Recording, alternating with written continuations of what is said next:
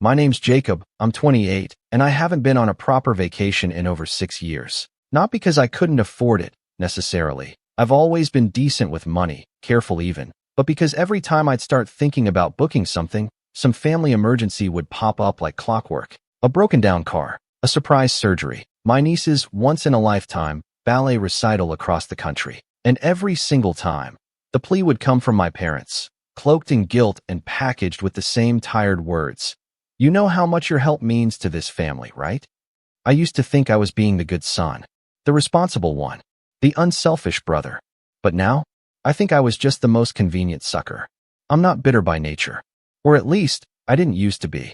I grew up in a pretty standard middle-class home, in the kind of suburb where people smile at each other on the sidewalk, but still quietly judge the height of your grass. My older sister, Vanessa, has always been the shiny one. You know the type. Big personality, big hair, even bigger demands. She married her college boyfriend, Alan, who works in finance and walks like he owns every room he steps into.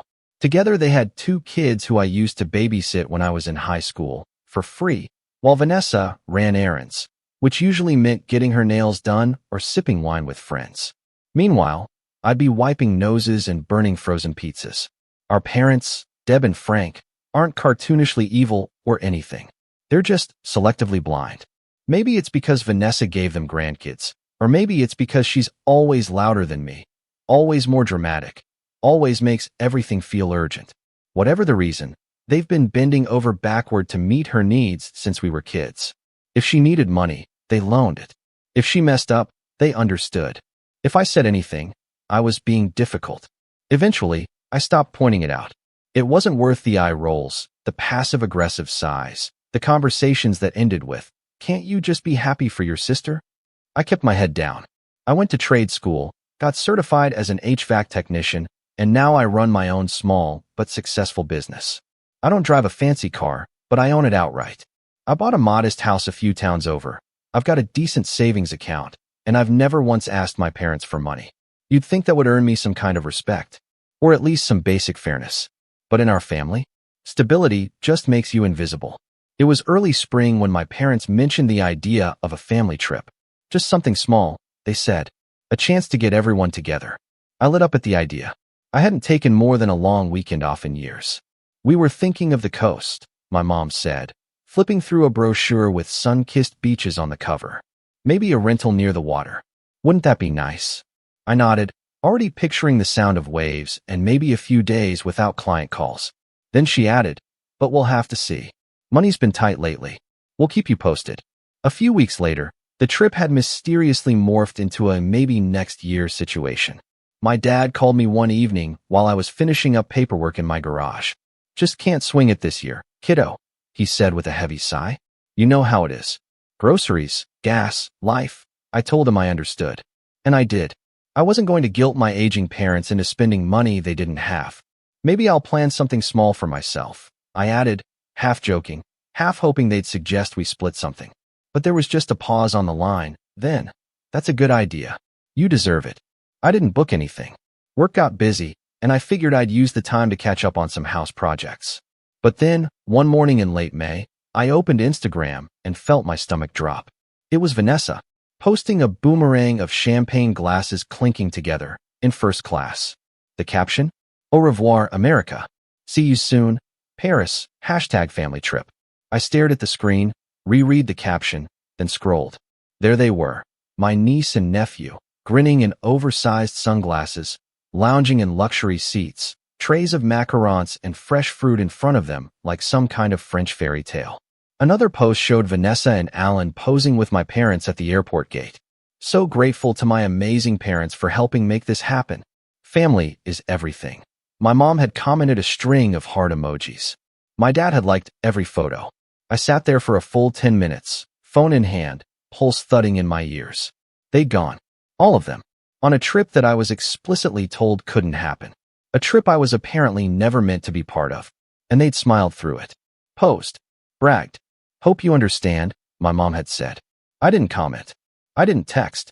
I didn't even mention it in our family group chat, which went silent for a few days anyway. But something in me started to shift. That quiet, dependable son they always counted on?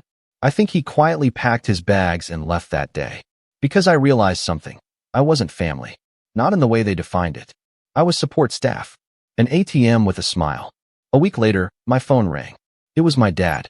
"Jacob," he said, his voice tight with panic.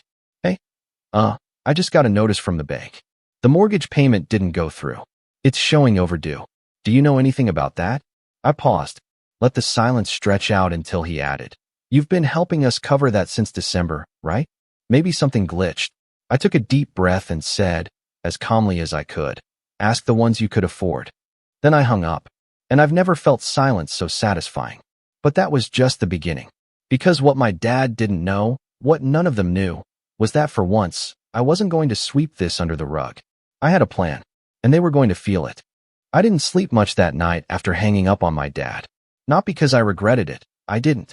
But because I was finally feeling something I hadn't let myself feel in years, the full weight of being used. It was like waking up from a dream you didn't know you were having. All those years I thought I was being helpful, loyal, the good son.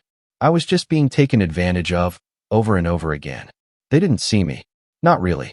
They saw my reliability, my income, my silence. And when I finally pulled the plug on that support, their confusion wasn't just insulting, it was enlightening. The following morning, my mom texted, "Hey honey, Dad said there was an issue with the bank. Can you call us?" No apology. No explanation. No mention of Paris. I ignored it. Over the next few days, the calls started coming in waves. First my dad, then my mom, then Vanessa. I didn't answer. I was too busy doing something they never thought I would, looking after myself. I called the bank, removed my automatic payments from their account, and formally ended my cosigner status that I'd agreed to years ago temporarily when they were refinancing the house. I was 24 at the time. Still young enough to believe my parents would never let it fall on me. Young and stupid. When I stopped taking their calls, they shifted tactics. Vanessa messaged me directly. "Okay, this is childish now. If something's wrong, just say it. But punishing mom and dad is cruel." I stared at the message. No joke. She really thought I was the problem. I left it on read. A few days later, I finally picked up when my mom called. I don't know what made me answer. It might have been curiosity, or maybe I just wanted to see if she'd at least try to make things right. "Oh, thank goodness," she said the second I answered. "We've been so worried, Jacob. Your father's been on edge. We thought something might have happened to you." I didn't say anything. I waited. She filled the silence, as usual. "Look, sweetie, I don't know what's going on, but if you had an issue with the Paris trip, you should have said something. We didn't invite you because we didn't want to make you feel obligated. You work so hard, and we thought you'd want to rest instead of flying across the world." I almost laughed. "You told me we couldn't afford a trip." Well, for all of us, no. Vanessa and Alan helped cover most of it. It was sort of a last-minute thing, really. "You posted pictures. The tickets were booked at least a month out." She hesitated. "Well, plans shifted. But Jacob, come on, it's not like we do this all the time. And Vanessa's kids are growing up so fast.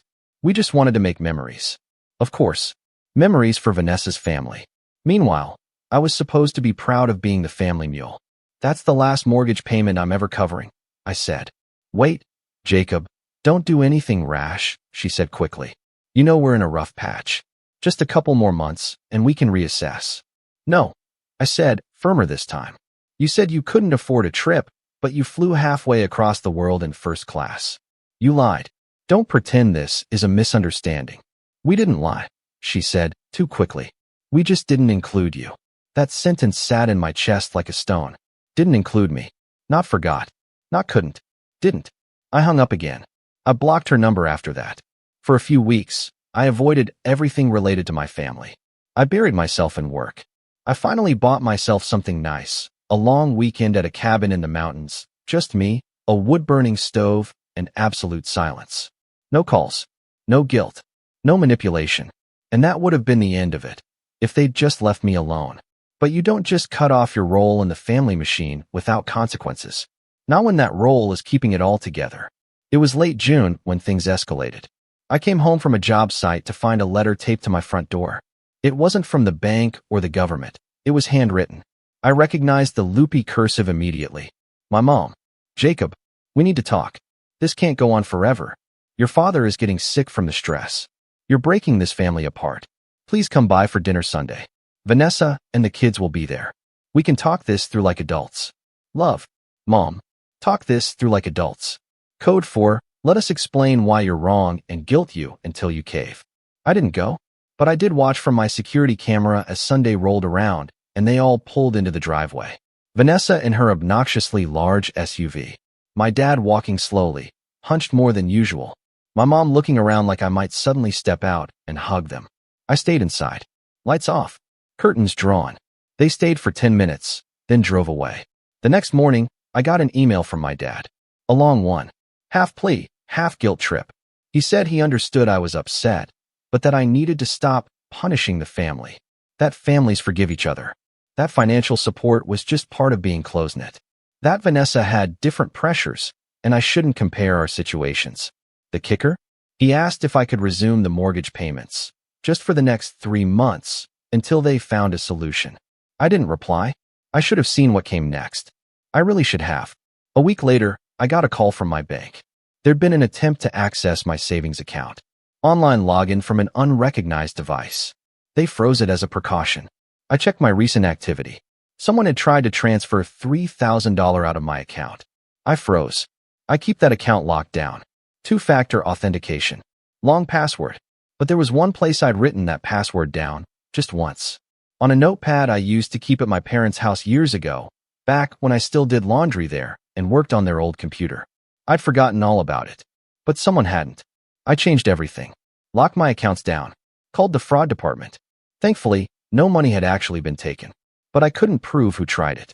I had a hunch. Vanessa always had a talent for guessing my passwords, and she wasn't above borrowing money without asking. But I had no proof. Just suspicion. And fury. That was the last straw. I took the day off work and started gathering documents. Financial records, old text messages, every bank statement showing my temporary mortgage support, screenshots of messages, and even the co-signer agreement. I even pulled up social media posts, photos of the Paris trip with captions that made my blood boil. I wasn't sure yet what I was going to do with all of it, but I was done playing defense. I needed leverage. I needed control. A week later, I got a call from my old neighbor, Mrs. Langley. Sweet woman in her 70s who lived across the street from my parents. Jacob, she said, her voice low and hesitant. I'm so sorry to bother you, but I saw your sister outside your parents' house yesterday. She was moving a bunch of boxes into the garage. I think she's staying there now. What? Your mom said something about Vanessa and Alan having a bit of a rocky patch and needing space. I thought you should know. That night, I checked Vanessa's Instagram. It was private now. Strange. I checked Alan's. Still public. No posts since late May. Huh. The next morning, I drove by my parents' house. Vanessa's SUV was in the driveway. So was Alan's. And parked behind them, on the lawn like some kind of afterthought, was a U-Haul. I stared at it from down the street, engine idling, heart racing. She had moved in. She had moved her entire family into my parents' house. And now they were all living under one roof. The same roof I'd been helping keep over their heads while they lied to me, excluded me, and tried to siphon money from my account. Something snapped. This wasn't just favoritism anymore. This was war. And they had no idea what was coming next. I didn't know it was possible to feel so many things at once. Rage, betrayal, grief, exhaustion, all tangled into one tight knot in my chest. Watching that U-Haul in the driveway of the house I practically kept afloat for the past 2 years felt like standing outside my own funeral. Like they buried the version of me who kept giving, kept hoping, kept trying to earn love through loyalty. I sat in my car for a long time that afternoon, parked halfway down the block in the shade of an overgrown elm, watching shadows move behind the curtains of my parents' living room. I couldn't see faces, but I could imagine the laughter, the casual joy, the life going on without me. Replaced. Erased. That night, I didn't go home. I drove past my house and just kept going. I didn't even know where I was heading. I ended up on a back road near the lake, pulled over, and stared at the water until the stars came out. I don't know how long I was there. Maybe an hour, maybe more. But something inside me broke that night. Not the part of me that felt pain. That part was already bruised beyond recognition. What broke was the last thread of hope I'd been clinging to. The belief that maybe one day they'd see me, choose me, care. They weren't going to. And that's what finally set me free. The next few weeks were strange. I stopped checking their social media. I unfollowed Vanessa, muted my mom's account, blocked Alan. I turned my focus inward, not in some poetic way, but because I had nothing left to give anyone else. I went to work. I came home. I ate whatever was in the fridge. I let the house get messy. Stopped returning texts from old friends. I wasn't okay. And for the first time in my life, I didn't pretend to be. But the thing about rock bottom? There's nowhere left to fall. And once I hit it, I realized something quietly powerful. I was still standing. Still here. Still breathing. And I didn't owe anyone a damn thing. It started small. One Sunday morning, I got out of bed and cleaned the whole house. Not for anyone else, just for me. I opened the windows, played some old records, and mopped the kitchen floor until it shined. I found a box of old tools I'd forgotten about in the garage and fixed the loose cabinet that had been bugging me for months. Then I sat down and made a list, just a small one, of things I'd been putting off because I was too busy playing family firefighter. Renewing my passport, replacing the back porch light, getting a new mattress. Little things, maybe, but they felt like mine. At work, I started saying no to jobs I didn't want. I raised my rates. My business had always been steady, but I'd been undercharging for years out of guilt. Don't price yourself out of the market, my dad used to say. Funny how the only market I'd been underpricing for was my family. I revamped my website, streamlined my services, and for the first time ever, I hired help. A guy named Omar who reminded me of myself a few years back.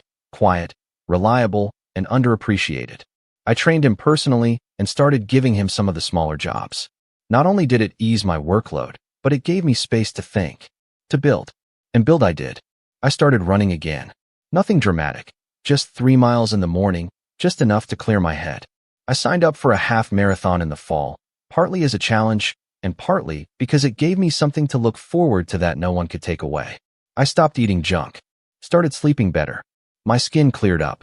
My phone rang less, and I liked it that way. Silence used to feel like loneliness. Now it felt like peace.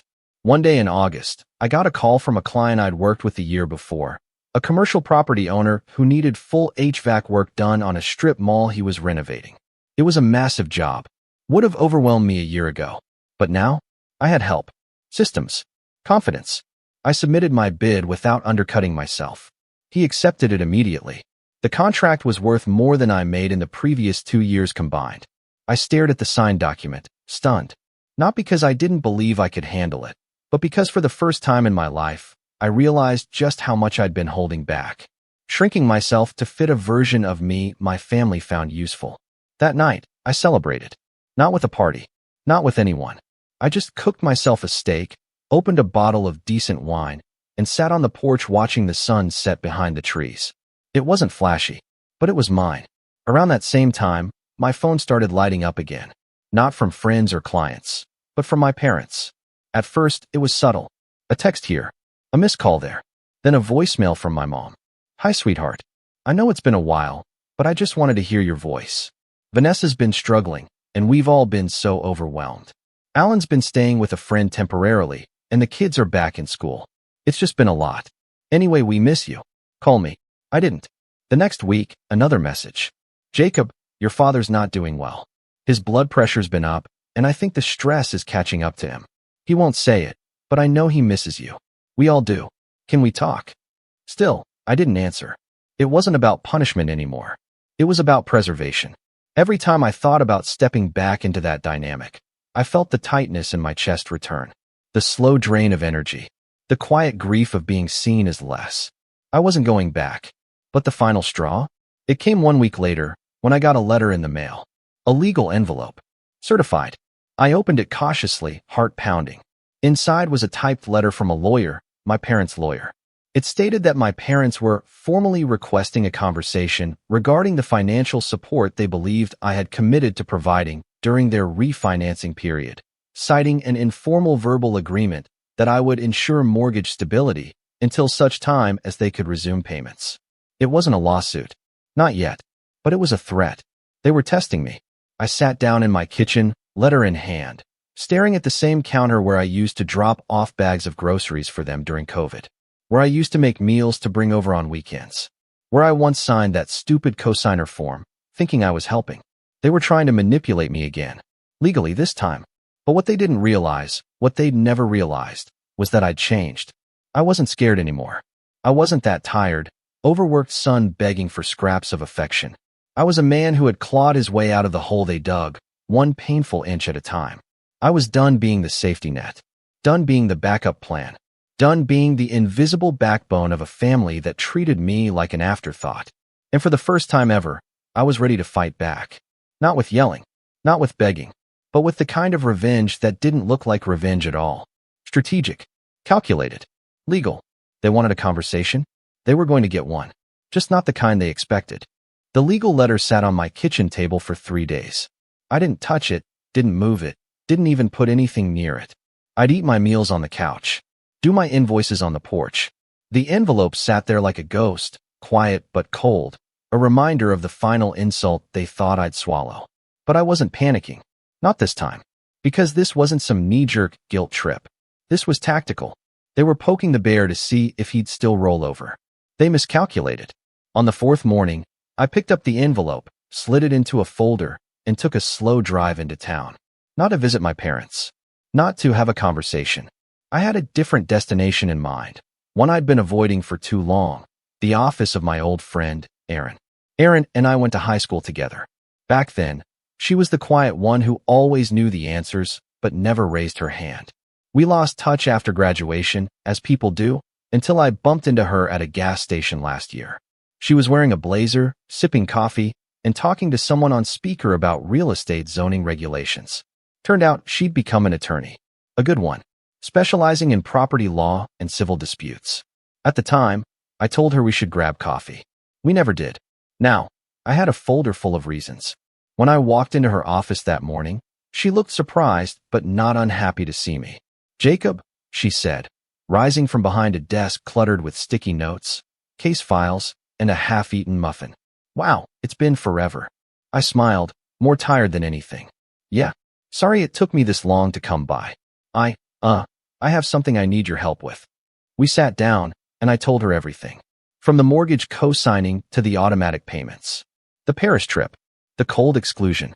The sudden attempt to log into my savings. The legal letter. I didn't sugarcoat anything, but I also didn't get emotional. I was calm, focused, just laying the facts out like a blueprint.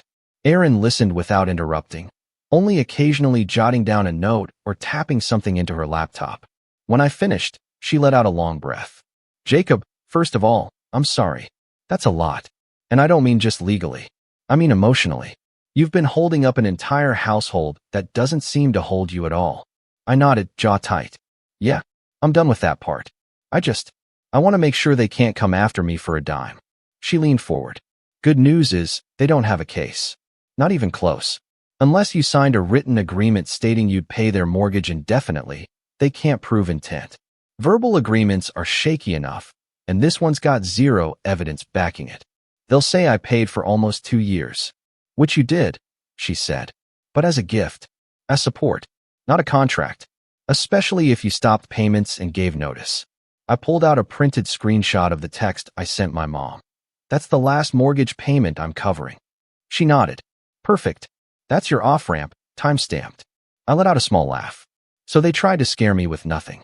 "Not nothing," she corrected. "They tried to scare you with the idea that you'd cave. That's how manipulation works. It's not about law. It's about control." I liked the way she said that. Clear. No nonsense. Like she saw right through them the same way I was starting to. "What do you want to do?" she asked. And that's when it hit me. I didn't just want to defend myself. I wanted to finally be done playing on their board. I wanted to flip the entire game. We started that day. Erin helped me draft a formal response to the lawyer who'd sent the letter, denying any legal obligation to continue mortgage payments and requesting a cease and desist on further harassment. It was worded professionally but firmly. No wiggle room. No emotion. Just facts. Then she asked the question I didn't expect. "Do you want to pursue damages?" I blinked. "What kind of damages?" "Well," she said, tilting her head, "you've provided over a year of financial support under false pretenses. If we can prove manipulation or coercion, or even just demonstrate that you were misled, we could argue for reimbursement." I sat back in my chair. The thought had never crossed my mind. Suing my own parents? My sister? But then I remembered the Instagram posts. The champagne. the hashtags, the caption. So grateful to my amazing parents for helping make this happen. They had money. They just didn't use it on me. And the worst part? They didn't even hide it. I don't want to sue them, I said slowly. But I do want them to feel it. I want them to understand that I'm not a resource. I'm not a doormat. I'm not invisible. Aaron grinned. Then let's make sure they don't forget it. From that point on, I started moving in silence. First, I pulled my credit report. I made sure there were no other surprise debts or co-signed accounts lingering in the shadows. I closed every shared financial connection, changed my banking info, and put alerts on all my cards. I opened a new savings account under a separate bank, one they'd never heard of. Then I started documenting everything: messages, voicemails, dates, amounts. I compiled a timeline. Aaron said it might not lead to a court case, but it gave us leverage. If they tried anything else, another letter, a public smear, even a social media pity post, we'd be ready. But I wasn't just planning for defense. I had something bigger in mind, something they never saw coming. It started with my parents' house, the same house I helped pay for, the same house where Vanessa and her family were now living rent-free, while my parents floated some narrative about Alan being in between jobs. Well, turns out, Alan wasn't just in between jobs. He was in trouble. Aaron's firm had access to public financial records. She dug a little deeper.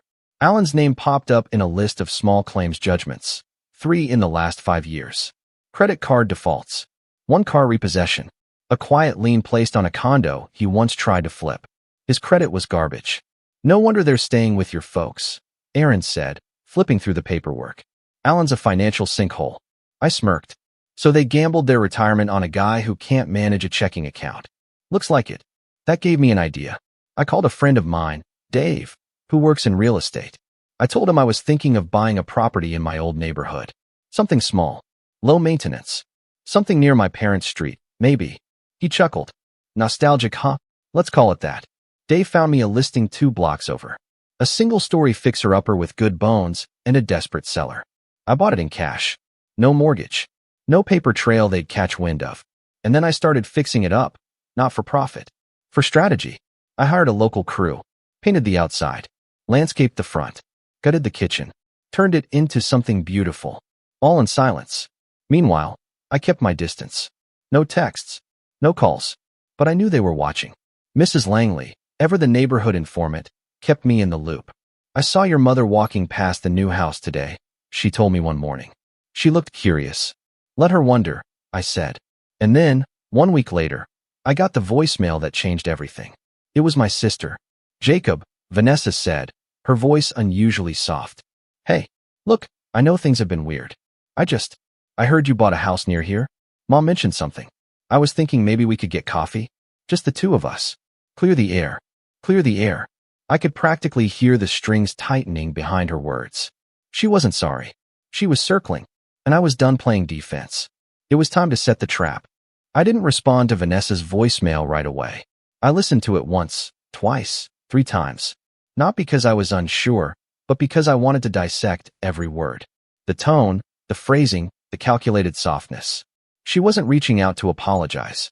She was fishing for information. She'd heard I bought a house near the neighborhood and wanted to know why. Maybe she thought I'd flipped it. Maybe she assumed I'd come crawling back to throw them another bone now that my business was booming. What she didn't know, what none of them knew, was that the house was part of the plan. The house was bait. I called her back 2 days later. Let it ring just long enough for her to think I wouldn't. When she picked up, she launched into small talk, fake laughter, and little sighs about how tough things have been lately. She never said sorry. Never mentioned the Paris trip. Not even a throwaway line about the mortgage letter. It was like none of it had happened. I'd love to see the place, she said after a few minutes. Maybe bring the kids by? They miss you, you know. Of course, I said, playing along. I'm still settling in, but I could give you a quick tour. Just you and me, though. Oh, okay. Why not the kids? Don't want them getting hurt. Still some construction going on. She hesitated. Right. Makes sense. We set a date. Thursday morning. I made sure it was a day Alan would be at work, if he still had a job. I also made sure the crew I hired to finish the fence knew to start later that day, so we could talk in private. Thursday came fast. I cleaned the place up, no need for deception, I was proud of it, and waited by the kitchen island with a pot of coffee and 2 mismatched mugs. Vanessa showed up 10 minutes late, dressed like she was going to brunch with a politician. Oversized sunglasses, flowy blouse, dramatic earrings. Wow, she said, stepping inside. This is really nice. Thanks, I said. It's getting there. She walked the space slowly, touching countertops, peering through windows. I could feel the gears turning in her head. So, she said after her little tour, this a rental property, or? Nope, I said. Personal project. Planning to move in. Not exactly. Her eyes flicked up. Then what? I poured her some coffee, sat down, and let a silence stretch just long enough to make her squirm. Then I said it. I bought this place because it's 2 blocks from Mom and Dad's, and I want to keep an eye on my investment. She blinked. What investment?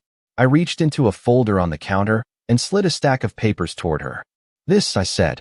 My formal request for the repayment of $22,400 in mortgage contributions made over the course of 16 months.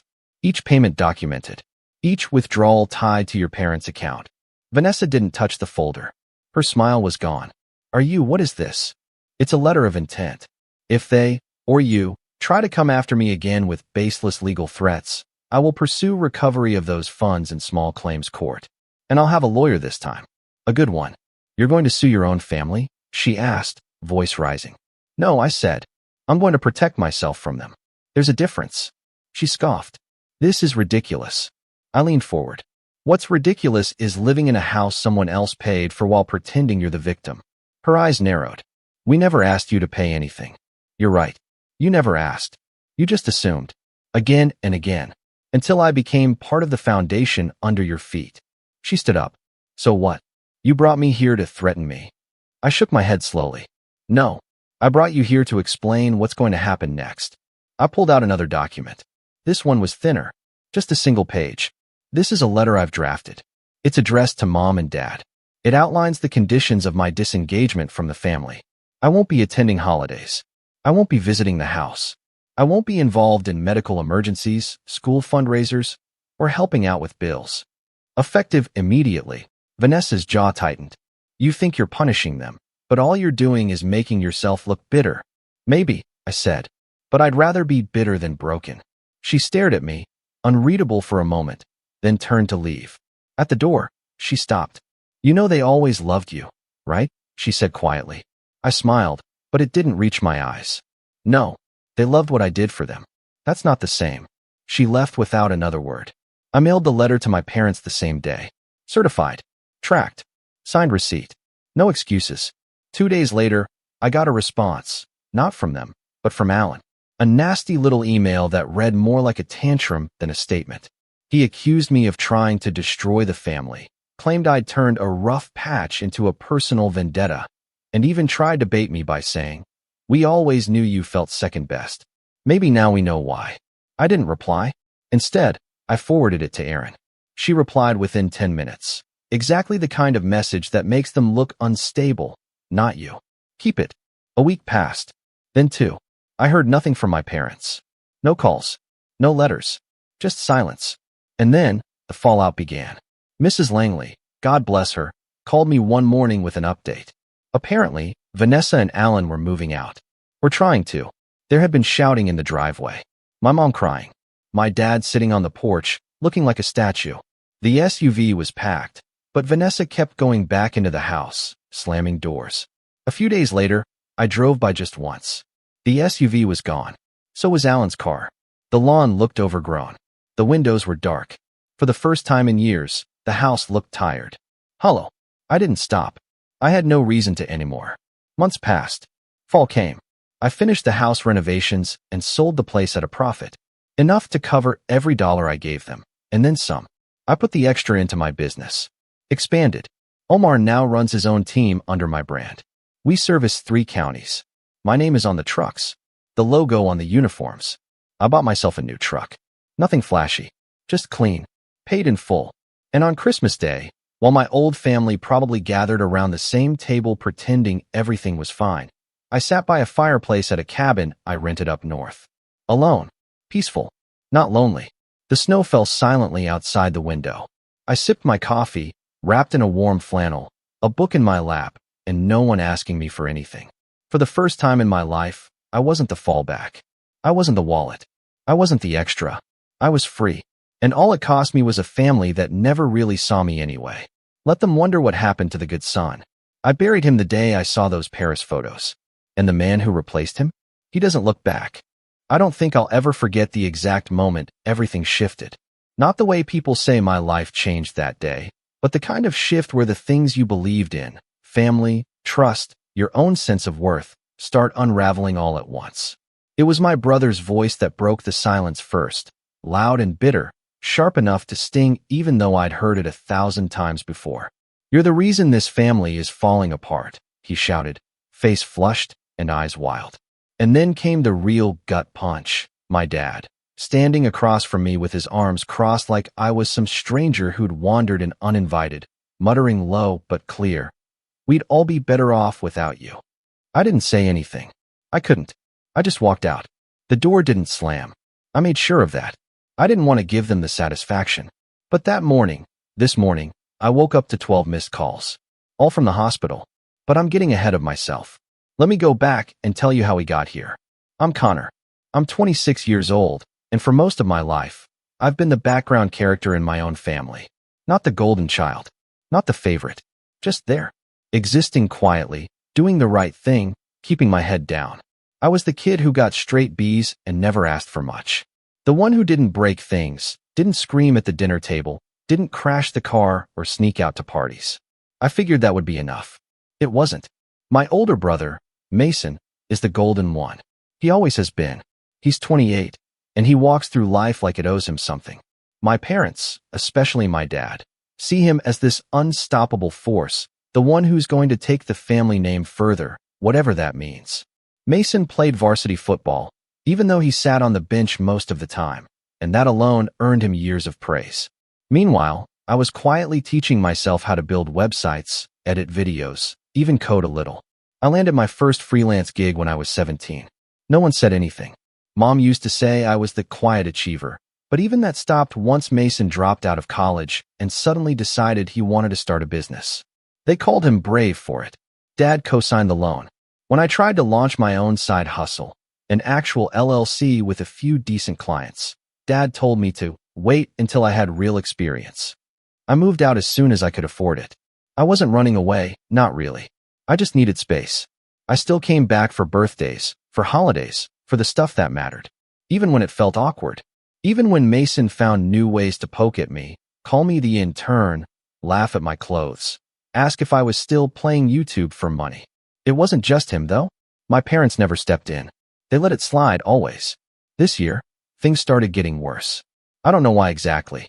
Maybe it was the tension building, maybe something snapped in Mason, or maybe I just stopped brushing things off. It started with little things. I'd show up at the house and find my seat at the table taken. No one would ask if I wanted coffee or help with dishes. If Mason needed something, like help moving a couch or setting up his new computer, I was suddenly important again. Then I'd go back to being invisible. The tipping point started a few weeks ago. It was Dad's birthday. Big backyard party, steaks on the grill, the usual beer and bravado routine. I showed up with a gift I'd actually thought through, custom engraved cufflinks with his initials and a small quote from his favorite author. I figured, maybe this time, it'd register. Maybe he'd see that I cared in my own way. But when he opened it, all he said was, "Huh, that's different," before setting them down on the table and moving on.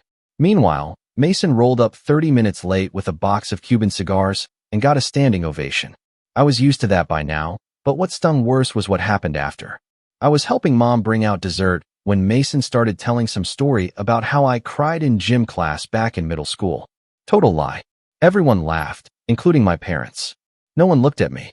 I stood there holding a tray of lemon squares like an idiot, face hot, jaw clenched. When I finally set them down, Dad just smirked and said, "You always were sensitive, Connor." After that night, I decided to put some distance between us. I ignored a few texts, skipped one of the Sunday dinners. I needed air. I needed perspective. But that only made things worse. 2 days ago, Mom called to guilt trip me. She asked if I'd forgotten I was part of the family. Said Mason was worried about me, which was laughable. When I didn't bite, she asked me to at least come by for dinner Friday night. Just the four of us. "It'll be nice to catch up," she said. Reset. Against my better judgment, I said yes. I figured maybe they missed me. Maybe it would be different. It wasn't. Dinner was tense from the start. The food was fine. Mom always made a solid roast, but no one was really talking. Mason was on his phone half the time, and Dad just kept sipping his beer, eyes flicking between us like he was waiting for a show to start. I tried to keep things light, asked about Mom's garden, brought up a project I was working on. Blank stares. Grunts. Mason said, "Sounds like a lot of time to waste on something no one's ever gonna see."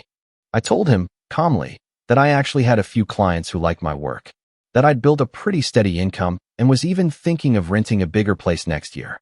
That's when Dad laughed and said, "So you finally gonna get a real job?" Something broke in me then. Not loud, not dramatic, just a quiet snap. I put down my fork, pushed my plate forward, and said, "Why do you even invite me if everything I do is just a joke to you?" That's when Mason leaned in, voice rising. "Because you need to hear the truth for once. You're the reason this family's falling apart." His voice echoed in the dining room. Mom looked down at her plate. Dad didn't miss a beat. He nodded slowly, then said, "He's right. We'd all be better off without you." I didn't argue. I didn't cry. I just stood up, grabbed my coat, and walked out. It was dark when I got back to my apartment. I didn't sleep much. I kept replaying their words, wondering how we got here, wondering how I ever believed I was part of that family. I ignored every call and text that came in that night. Then came this morning. I woke up to 12 missed calls, all from the hospital. And now, I don't know whether to pick up the phone or let them find out what it feels like when I'm the one who walks away. I stared at my phone for a long time. Just stared. 12 missed calls, all from the hospital. No names, just the same generic caller ID repeating over and over, like an alarm I'd slept through. I didn't feel fear at first, just confusion. Dull confusion, the kind you get when your body wakes up before your mind does. I rolled out of bed, legs heavy, head still replaying the night before. Mason's voice echoing, Dad's words like frost in my chest. Then came the texts. From Mom. One after the other. "Connor, please call me. Something's happened. It's your dad." That one hit different. I didn't respond. Not right away. I just sat on the edge of my bed, the sunlight creeping in through the blinds like nothing had changed. But everything had. Because the truth is, I didn't feel panic. I didn't feel anything. That's when I realized just how far they'd pushed me. I'd always assumed that no matter how bad things got, some primal part of me would still care, still need them. But in that moment, staring at my phone, all I felt was cold distance. Like I was watching a stranger's emergency unfold through someone else's screen. Eventually, I called. Not because I wanted to, but because I needed to know. A nurse answered. Polite, professional, detached. She said my dad had been brought in with chest pain. Possible heart attack. Stable now, but under observation. They were trying to reach family members in case things changed. I thanked her. Hung up. And still, no part of me moved to rush over. Instead, I sat in silence, letting the weight of everything settle, letting the irony bloom. "We'd all be better off without you," he'd said. Less than 12 hours later, his heart gave out mid-sleep. I don't say that with bitterness, just observation. Like the universe had been listening. An hour later, another call. This time it was Mason. I let it go to voicemail. His message was short, clipped, almost robotic. "You need to come. Dad's asking for you." That was new. Dad never asked for me. Not once in my adult life had he made it clear he wanted me around. Not when I moved out. Not when I graduated. Not when I got my first big client and emailed him a video I was proud of. But now, when he's scared and wired to a monitor, now he remembers my name. I didn't go. Not that day. Instead, I cleaned my apartment. Scrubbed the kitchen counters, vacuumed under the couch, organized the cables behind my desk. I needed control over something. Needed to ground myself in a space where I wasn't invisible. By evening, Mason had called 3 more times. Mom twice. I didn't answer any of them. I turned my phone off and went for a walk. Cold wind, empty streets, my footsteps echoing in the quiet. I thought about how many years I'd spent bending myself to fit into a mold they never made room for. How many holidays I'd shown up out of guilt, only to leave feeling smaller than when I came in. I thought about the tray of lemon squares I'd held like a peace offering. The laughter, the look on Dad's face when he said it. "We'd all be better off without you." I don't know when it became normal for me to accept so little. The next morning, I caved and went to the hospital. Not because I forgave him, not because I missed them, but because I needed to see him. See, the man who thought cutting me down made him taller. I walked into that sterile white room expecting to feel something. Rage, sadness, relief. But all I saw was a tired man, hooked up to machines, eyes closed, the lines around his mouth tighter than I remembered. Mom was sitting beside him, mascara smudged, hands clenched together like a prayer gone unanswered. Mason stood in the corner, arms crossed, avoiding eye contact. When I walked in, they both looked up. Mom spoke first. "Connor, thank you for coming." Mason didn't say a word, just nodded, barely. I didn't sit down. I stood there, near the door, heart steady. After a long silence, Dad opened his eyes. Groggy, unfocused. Then they landed on me. "Connor," he croaked, voice thin like smoke. "You came." I waited for something. An apology. A hint of regret.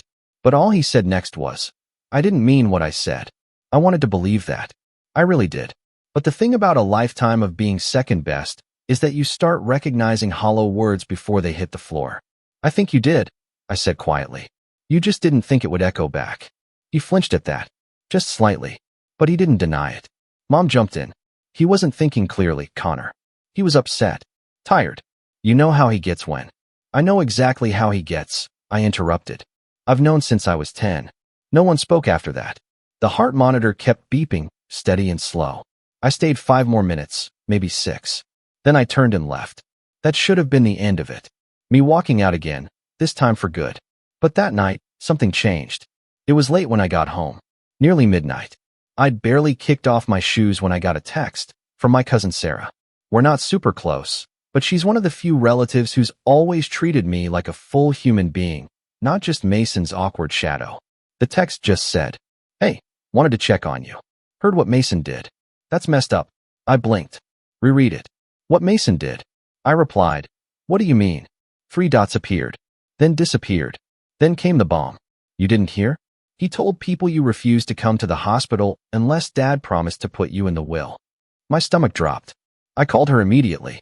She picked up fast, voice hushed but urgent. "I was at Aunt Linda's," she said. "Mason was there, telling everyone you were blackmailing your way back into the family. He made it sound like you threatened them. Said you were only visiting Dad for money." I couldn't breathe. Not because I was shocked that Mason lied, but because of how easily everyone believed it. I hadn't said a word about money. I didn't even want anything from them. But Mason knew exactly how to twist the knife. He knew I wasn't there to defend myself. He knew how to take my silence and smear it into a motive. Sarah kept talking. "He said you've always been jealous, that you resented him for being successful." I laughed bitterly. "Successful? He's living off loans Dad co-signed. I have a business. Clients. I pay my own bills." "I know," she said. "But you know how it is. They all eat up whatever Mason says. He's the good one. Always has been." My hands were shaking. Not from fear, but fury. A slow, cold kind of fury. The kind that creeps into your spine and whispers, "Enough is enough." That night, I didn't sleep. I pulled out my old hard drive, the one I hadn't touched in months, and started organizing files. Contracts. Invoices. Screenshots. Video backups. Every bit of proof I had that I built everything on my own, without help, without handouts. And I started documenting. Not for them. Not even for Sarah. But for me. I wanted the truth lined up, airtight. I didn't know yet how I'd use it. But I knew one thing. Mason had drawn a line in the sand. He wasn't just trying to undermine me. He was trying to erase me. Rewrite the story so I'd be the leech, the manipulator, the outsider clawing his way back in. He didn't realize I'd been documenting things for years. Old texts. Passive-aggressive emails. Voice memos from phone calls I'd recorded when I suspected he'd twist my words. I wasn't paranoid. I was prepared. Because people like Mason, they don't stop unless someone makes them. By sunrise, I had everything sorted.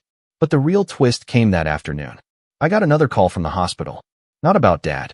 This time it was the billing department. "Hi, is this Connor Reynolds?" the voice asked. "Yes. This is just a courtesy call regarding the card you provided for your father's procedure. We wanted to confirm the charges before processing." My mind blanked. I didn't provide a card. The woman paused. "It's listed under your name. Same address as the one we have on file for the emergency contact." I asked her to read it out. It was my old address, the one I used to live at before Mason moved in after I left. My jaw clenched. "Don't process anything," I said. That card is not authorized. I hung up, and I knew. He used my name, my identity, to pay for Dad's hospital bills, probably to look like a hero, maybe even to make me look guilty if it came out later. I sat there, heart pounding, as the pieces fell into place. The lie about the will, the smear campaign, the fraudulent charge. This wasn't just family drama anymore.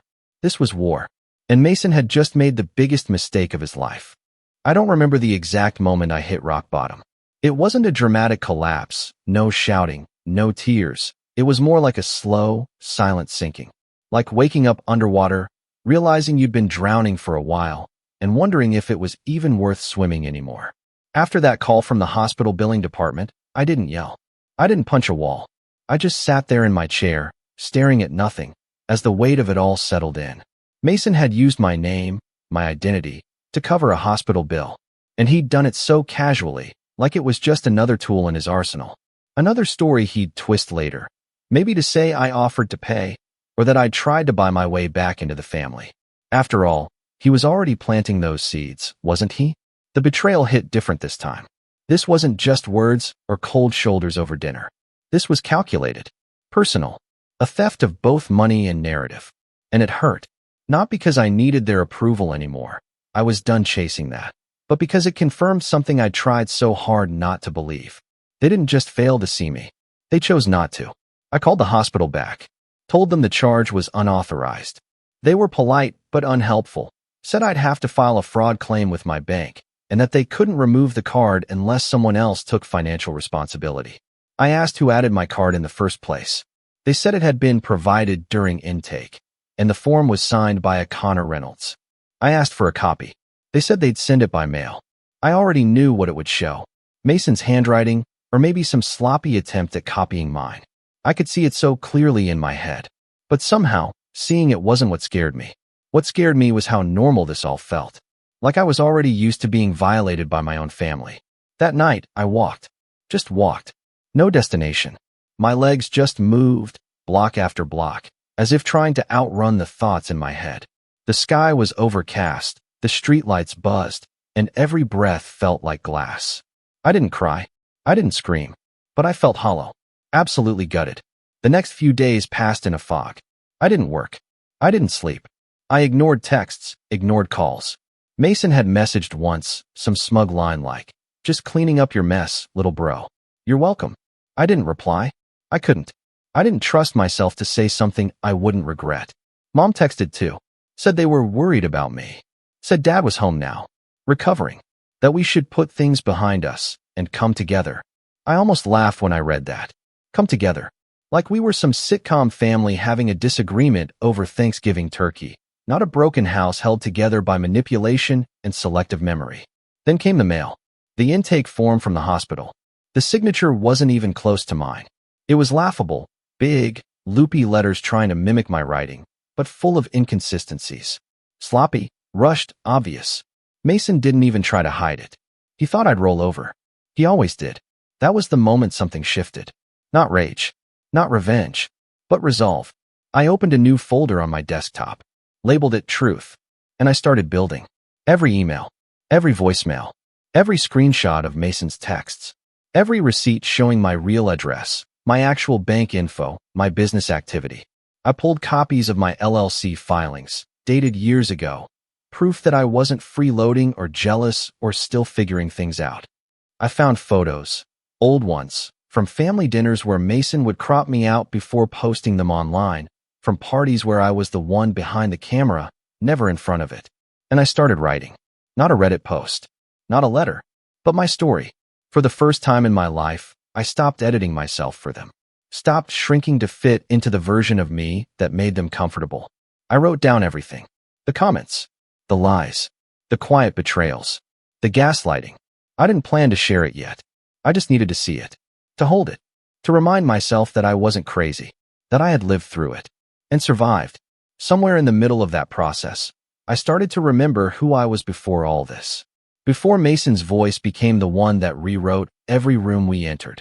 Before Dad's silence swallowed every opportunity to speak up. I remembered being proud of myself when I landed my first client, when I finished a 3-month video project that helped a small business triple their traffic. I remembered waking up excited to work, not drained from carrying invisible wounds. I reached out to an old client, one I'd helped rebrand their company last year. We hadn't spoken in months. I asked if they needed any video work done. They said yes, and within a day, I was back in the zone, editing clips, choosing music, syncing transitions. My mind felt clear for the first time in weeks. I worked late into the night, not because I had to, but because I wanted to. One gig turned into two. Then a referral came in. Then another. I didn't advertise. I didn't post anything online. But something had shifted. The more I focused on myself, on building rather than reacting, the more momentum I gathered. And the more I worked, the more I realized how much I'd let my family shrink me. How often I'd second-guessed myself, worried that I was being too sensitive or making things about me.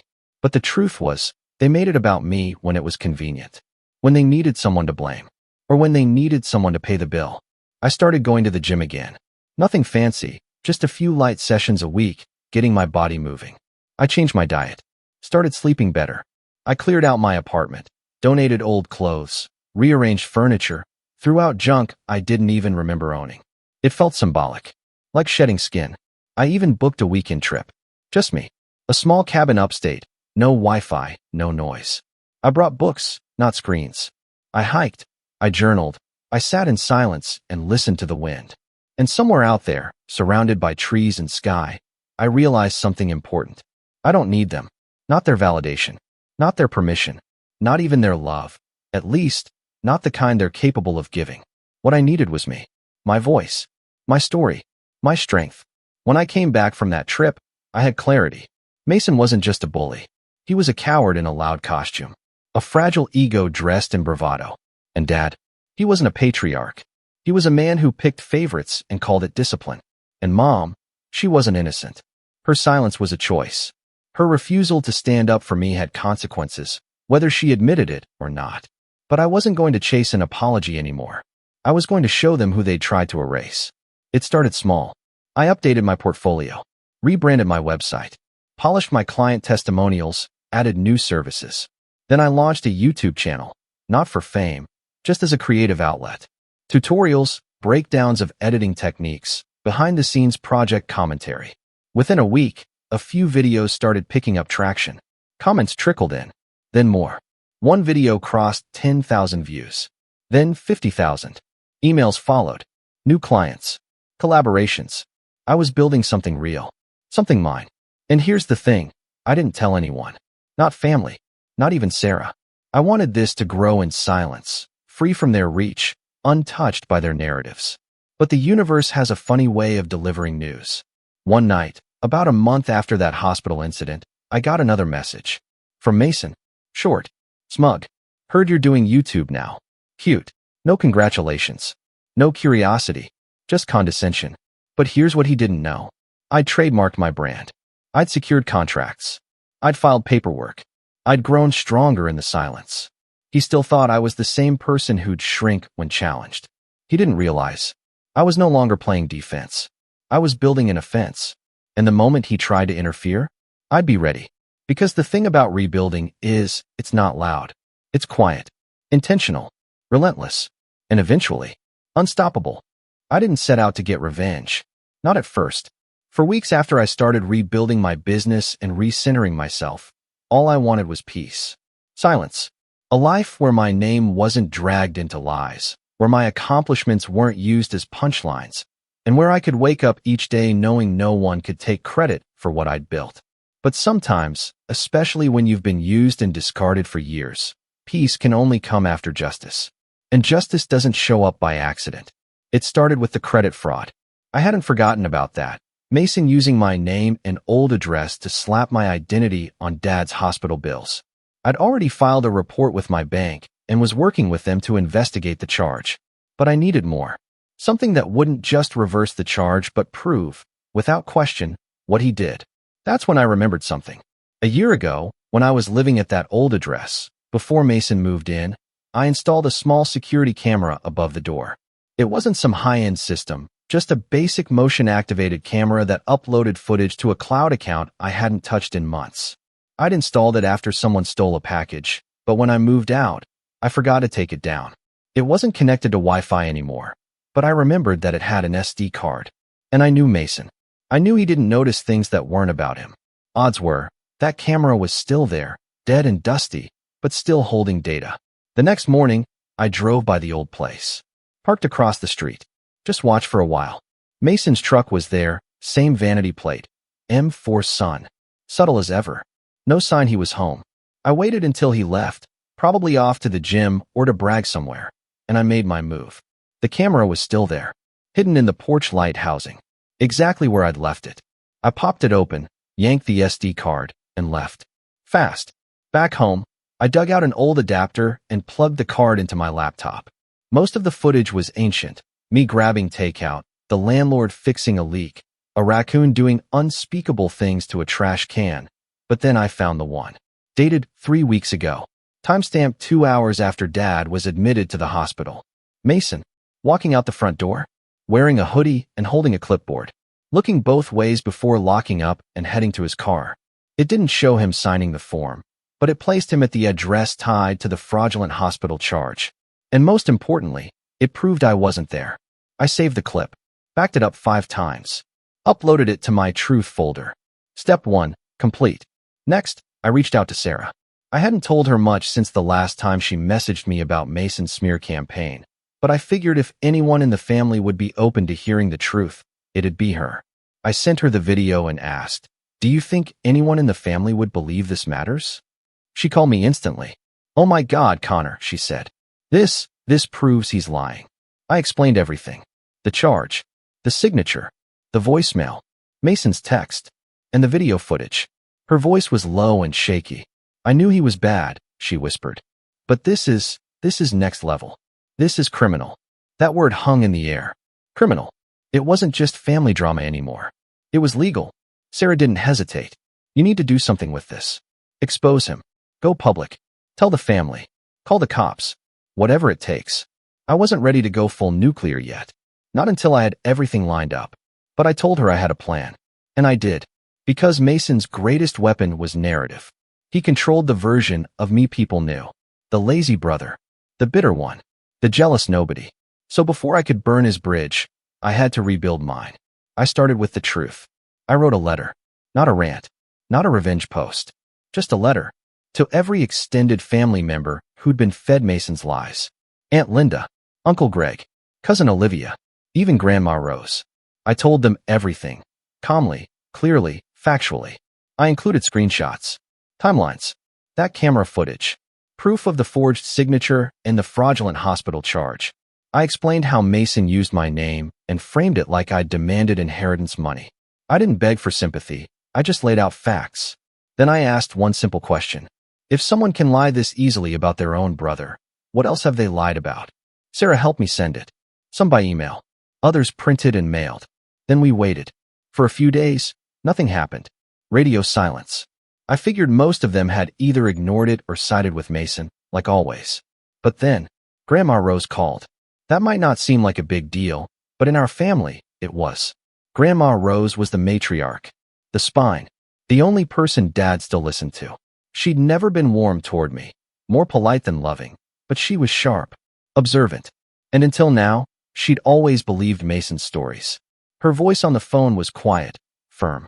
"I read your letter, Connor." I didn't know what to say. "I believe you," she added. That nearly floored me. "I don't know what's happened to your brother," she continued. "But this isn't just immaturity. It's malicious, and I won't tolerate it." She didn't say much more, but it was enough. Enough to know that the tide was turning. Then came the others. Aunt Linda messaged me, saying she'd always suspected Mason had twisted tendencies, and that my letter just confirmed it. Uncle Greg texted, asking for copies of the hospital documents. Even Olivia, who used to call me Boring Connor, sent a DM that said, "Wow, I had no idea. I'm sorry I laughed at those jokes. I didn't know it was like this." I didn't need their pity, but I needed their eyes. And now, they were finally open. That's when I took the next step. I set up a private Zoom call. Not for drama, not to argue, but to let the truth be seen. I invited everyone who'd responded positively. I walked them through the evidence. Calmly, professionally, like a client pitch. I showed the video, the text messages, the invoice from the hospital, I even played the voicemail Mason left me, the one where he said, "Just cleaning up your mess, little bro." When the call ended, there was silence. Then Grandma Rose said, "This family deserves better." I didn't say it out loud, but I thought, I do too. Sarah called me after the call. "You're scaring him," she said. I blinked. "What?" "Mason," she explained. "He's texting people, freaking out, saying you're trying to ruin his life, that you're obsessed with him." I nearly laughed. Of course he was playing the victim, but I wasn't done. Because Mason hadn't just lied. He'd committed fraud, and I had the proof. The police report was already in motion. I'd spoken to a detective, shared the documents, the footage, the timeline. They were investigating. I didn't know how far it would go, but I knew it wasn't going away. And that scared Mason more than anything. He tried to call me once. I let it ring. Then another message popped up. "Please, don't do this." I stared at it for a long time. The irony wasn't lost on me.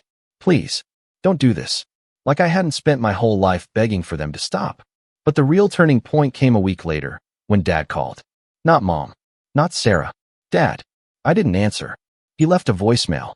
"Connor, I don't know what's going on between you and Mason. Your mother says it's gotten out of hand. I'd appreciate a chance to talk. Face to face." I didn't call back. I showed up instead. Not out of obedience. Out of strength. Because I wanted him to see me. Not the version Mason painted. Not the quiet achiever. Not the scapegoat. Me. And as I pulled up to that house, his house, I knew this wasn't the end of the story. It was the beginning of the reckoning. And I had all the pieces in place. When I pulled into my parents' driveway that afternoon, I didn't feel nervous. That surprised me. For most of my life, this house had made my stomach knot before I even stepped out of the car. Today, there was nothing. No fear. No anger.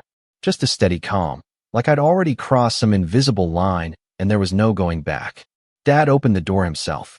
He looked smaller than I remembered. Thinner. Older. The hospital scare had taken something out of him that pride couldn't fully mask. For a second, I almost felt bad. Almost. Then I remembered his voice at the dinner table. The way he'd said we'd all be better off without me. And the feeling passed. "Connor," he said, clearing his throat. "Come in." Mason was already there, pacing the living room like a caged animal. He stopped the moment he saw me. His face hardened, then shifted into something defensive, almost desperate. "So this is it," he snapped. "You gonna parade your little slideshow for Dad too?" I didn't respond. I set my laptop bag down on the dining table and sat. Calmly. Deliberately. The way people do when they know they hold the upper hand. Mom hovered near the kitchen, eyes darting between us, hands wringing the edge of her sweater. She looked exhausted. Guilty. Like someone who'd waited too long to choose a side and realized too late that neutrality was a decision in itself. Dad gestured for Mason to sit. He didn't. "Talk," Dad said to me. "Explain why the family's being dragged into this." I nodded. Opened my laptop. Turned it so everyone could see. "I will," I said. "But first, I want to be very clear. I didn't drag the family into anything. Mason did. I'm just done covering for it." Mason scoffed. "Unbelievable. You've always been dramatic." I clicked play. The security footage filled the screen. Mason, in a hoodie, stepping out of the old house with the clipboard. Timestamp visible. Address visible. Dad leaned forward. Mom covered her mouth. "What is this?" Dad asked slowly. "This," I said, "is Mason leaving the address tied to the hospital intake form. The same address used when my name and card were fraudulently attached to your medical bills." Mason laughed, sharp and forced. "That doesn't prove anything." I clicked to the next file. The intake form. The signature. Enlarged side by side with my real one. "Forgery," I said. "Ask any handwriting analyst." Mason's laugh died. I played the voicemail next. "Just cleaning up your mess, little bro." "You're welcome." Silence swallowed the room. Mom sat down hard in a chair. Dad's face went pale, then red, then pale again. Mason opened his mouth, then closed it. "I didn't," he started. I raised a hand. "I'm not done." I showed them the text messages. The ones where Mason told people I'd demanded money. The screenshots Sarah had forwarded of family group chats where my name was dragged through the dirt while I stayed silent. The bank correspondence. The fraud report. The detective's email confirming the investigation. When I finally closed the laptop, the house felt different. Heavier. Like the walls themselves were holding their breath. Dad looked at Mason. Not with pride. Not with indulgence. With disbelief. You used your brother's name, he said quietly. You committed fraud. Mason snapped. I was helping. You were in the hospital. Someone had to take care of it. Connor never does anything for this family. That was it. That was his last card. I stood up. I've spent my entire life doing things for this family, I said, voice steady. I just didn't do them loudly enough for you. I didn't lie, steal, or step on people to feel important. And you hated me for it. I turned to Dad. You taught him that, I said. Every time you laughed at his jokes about me. Every time you called my work a hobby. Every time you stayed silent while he tore me down. You didn't just pick a favorite. You created a monster and called it leadership. Dad didn't respond. He couldn't. Mom started crying. Quietly. The kind of crying that comes with realization, not shock. I didn't know, she whispered. I looked at her. You knew enough. Mason took a step toward me. You think you've won? He hissed. You think this makes you better? I met his eyes. No. It makes me free. 2 days later, the police came to the house. Not for me. For Mason. Fraud charges. Identity misuse. Falsifying documents. The detective was polite but firm. Mason tried to argue, tried to spin, tried to blame me. It didn't work. Evidence doesn't care about charm. The family fallout was immediate and brutal. Aunt Linda stopped answering Mason's calls. Uncle Greg demanded repayment for money Mason had borrowed years ago under false pretenses. Grandma Rose rewrote her will. Not dramatically. She just removed Mason as executor and reassigned responsibilities to a neutral third party. Dad didn't speak to Mason for weeks. When he finally did, it wasn't forgiveness he offered. It was disappointment. And that hurt Mason more than any punishment ever could. As for me, I walked away. Not in anger. Not in silence. But with closure. I declined every attempt at reconciliation that came with conditions attached. I refused to be the glue that held together a structure built on lies. I kept my distance. I focused on my work. My channel grew. My business doubled. I moved into a new place. Bigger, brighter, entirely mine. One evening, months later, Dad called. He apologized. Not perfectly. Not completely. But genuinely. I accepted it without reopening the door. Mom sends occasional messages. They're careful now. Measured. Respectful. Mason? Last I heard, he's still telling people his brother ruined his life. Maybe he believes that. But here's the truth. I didn't ruin anything. I just stopped letting myself be the family scapegoat. And when I finally walked away, I didn't take revenge with shouting or cruelty. I took it with the truth. And the funny thing about the truth? It doesn't need to raise its voice to be heard. My name's Daniel, I'm 34, and I run a small but successful software business from home. I've always been more introverted, the kind of guy who prefers a quiet dinner and a good book over parties or big gatherings. My wife, Megan, is the opposite, charismatic, loud, the life of the room. And to be fair, that contrast worked for us. Most of the time. But the one thing we never saw eye to eye on was her mother, Sandra. If I had to describe Sandra in one word, it would be overbearing. The kind of woman who insists her opinion isn't just right, it's divine truth. If you challenge her, she doesn't argue. She gaslights, passive-aggressively, with a smile. And somehow, she always managed to insert herself into places she wasn't invited. Like our home, or our decisions, or, as I recently discovered, our $50,000 vacation. I'd been planning that trip for over a year. Bora Bora. A once-in-a-lifetime, turquoise ocean, over-water bungalow, everything taken care of dream. I'd been saving quietly, coordinating with travel agents, even checking dietary restrictions for everyone in the family, Megan, our 2 kids, and yes, Sandra, because Megan insisted she come. She hasn't been anywhere in years, she'd said. I bit my tongue. Fine. I could tolerate her for 10 days if it meant giving my family a beautiful memory. I told myself she'd behave. After all, I was footing the bill. Every penny. Fast forward to 3 days before the trip. I was in the kitchen sorting last-minute logistics when I overheard a phone call Megan had left on speaker. It was her mom, going on about how she couldn't wait to see Tom again. My stomach dropped. Tom was Megan's ex, her college boyfriend. The guy who, for some reason, Sandra still followed on Facebook and referred to as such a catch. I walked into the room slowly, trying to keep my voice calm. Why is she talking about Tom? Megan looked startled for a second, then tried to wave it off.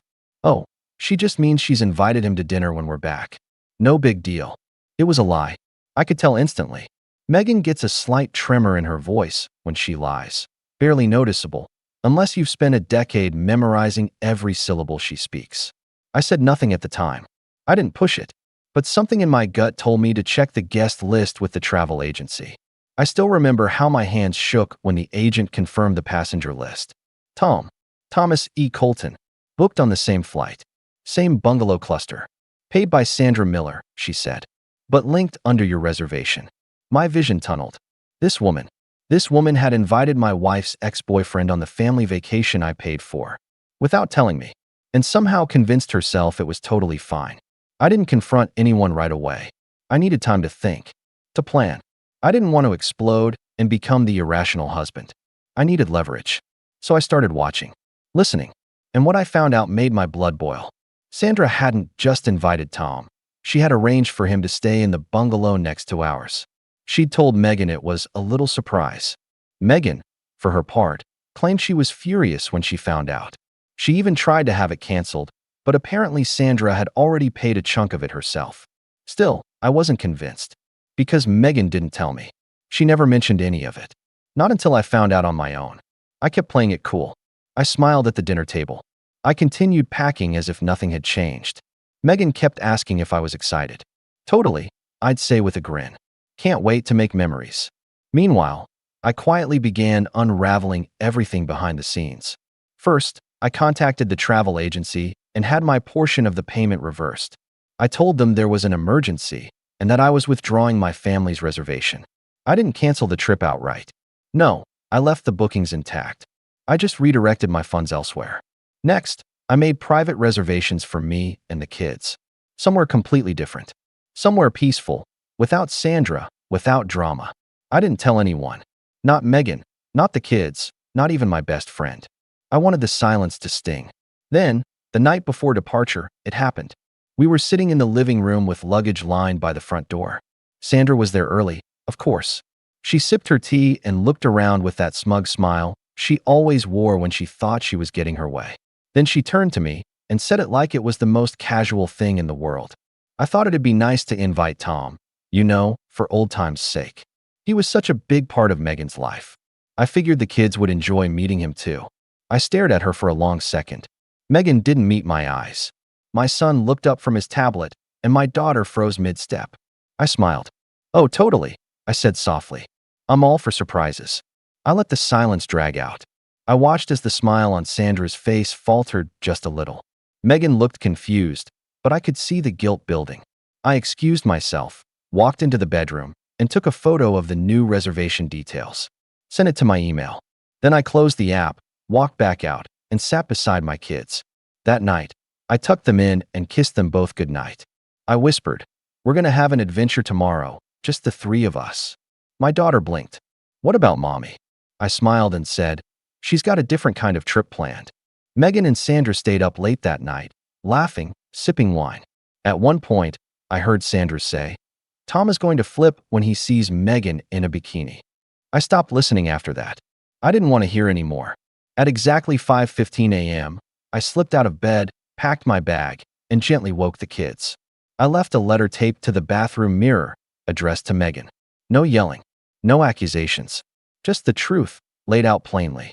And a reminder, when you let someone else invite ghosts into your marriage, don't be surprised when the living walk away. And as we boarded our early flight to the Maldives, with the sun rising behind us, I took one last look at my phone and turned it off completely. Whatever chaos was coming next, they could face it without me.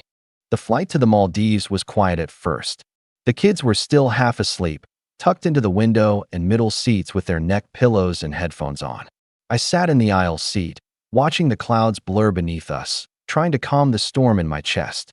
I wasn't angry anymore. Not in the screaming, throwing things way I'd expected. It was more like a slow, steady burn. Controlled. Measured. I wasn't out for revenge in the cartoon villain sense. I wasn't trying to ruin lives. I just didn't want to be treated like a fool anymore. Or worse, like I didn't matter in my own marriage. I kept thinking back to all the little red flags over the years that I'd brushed off. How Sandra would always bring up Tom at family dinners. How Megan never corrected her. How she still had old photos of them in her mother's hallway, despite being married to me for almost a decade. Megan used to laugh it off, say, "It's just mom being weird. Don't take it personally." And I didn't. For years, I swallowed my discomfort, bit my tongue when Sandra made passive comments like, "Tom always helped with the dishes," or "Tom would have loved this vacation spot." I told myself she was just stuck in the past, that Megan loved me, that we were solid. But now, staring at my sleeping kids with my whole life back in flux, I couldn't shake the feeling that I'd been blind, or maybe too forgiving. And I wasn't going to keep paying for it, financially or emotionally. When we landed in Malle, the kids perked up. The resort had sent a private boat for us, and the moment we stepped on, my daughter's face lit up like it was Christmas morning. The water was the clearest shade of blue I'd ever seen. I had picked the Maldives not just because it was beautiful, but because it was far, isolated, untouchable, the kind of place where the outside world feels like a rumor. By the time we reached the bungalow, ours, with no unwanted guests in the next room, I felt something strange I hadn't felt in weeks. Relief. No drama. No tension. Just the sound of waves and my kids giggling as they ran through the rooms trying to claim beds. It was day 2 when the messages started. I had turned my phone on briefly to check in with work through Wi-Fi. I hadn't planned on reading anything else, but curiosity got the better of me. The family group chat had exploded. Over 50 missed messages. The first one was from Megan. "Daniel, what's going on? The hotel says the reservation was canceled. Tom is here. My mom is freaking out." The next few were a mix of panic and confusion. Sandra sent a voice note that I didn't bother opening. Then another from Megan. "Please tell me you didn't actually leave. This is insane. You're acting like a child." I nearly laughed at that one. Childish. After what they pulled. Then came the part that made my stomach twist a little. "Where are the kids? Did you seriously take them without telling me? This is not okay, Daniel." I sighed, staring at the message. I wasn't proud of cutting Megan off so sharply. I didn't want to play dirty. But I also knew this wasn't just about the trip. This was about trust. And right now, she had none left in the bank. I wrote one sentence back. "They're safe. I'll explain everything when I'm ready." And then I turned the phone off again. Back in Bora Bora, from what I later heard through mutual friends and family, the fallout had been brutal. Turns out, Sandra hadn't just invited Tom. She had booked his room with my money. Or thought she had. Once I canceled everything under my name, her card didn't cover the difference. The hotel refused to check them in without full payment. Tom, apparently, had assumed this was some kind of group reunion and showed up expecting a warm welcome, only to find a furious Megan and a hysterical Sandra arguing at the front desk. The airline wouldn't refund their tickets. The resort charged a cancellation fee Sandra hadn't read about. And Tom, he booked a flight home that same night after a heated shouting match where Megan called him a walking midlife crisis. The cherry on top? The Instagram photos. Megan had posted a story with the caption, "Dream trip ruined. Thanks, Mom." And Sandra? She went quiet. No quotes about Tom. No cryptic Facebook posts. Just radio silence. Meanwhile, in the Maldives, I spent the days doing everything I imagined that trip was supposed to be. Swimming with my kids, eating fresh seafood on the beach, falling asleep in hammocks, laughing at corny movies with them in bed. It wasn't perfect, nothing is, but it was peaceful, honest, free from all the noise. On the 5th day, Megan finally found a way to reach me through the hotel. The front desk handed me a message at breakfast. Just 5 words, written in Megan's unmistakable handwriting. "Please don't give up on us." I stared at the note for a long time.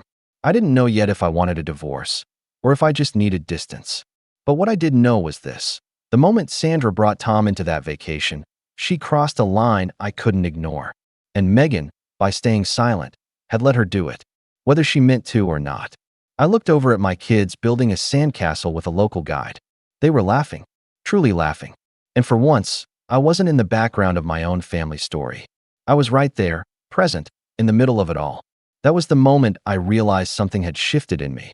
And back home, that shift was about to send shockwaves.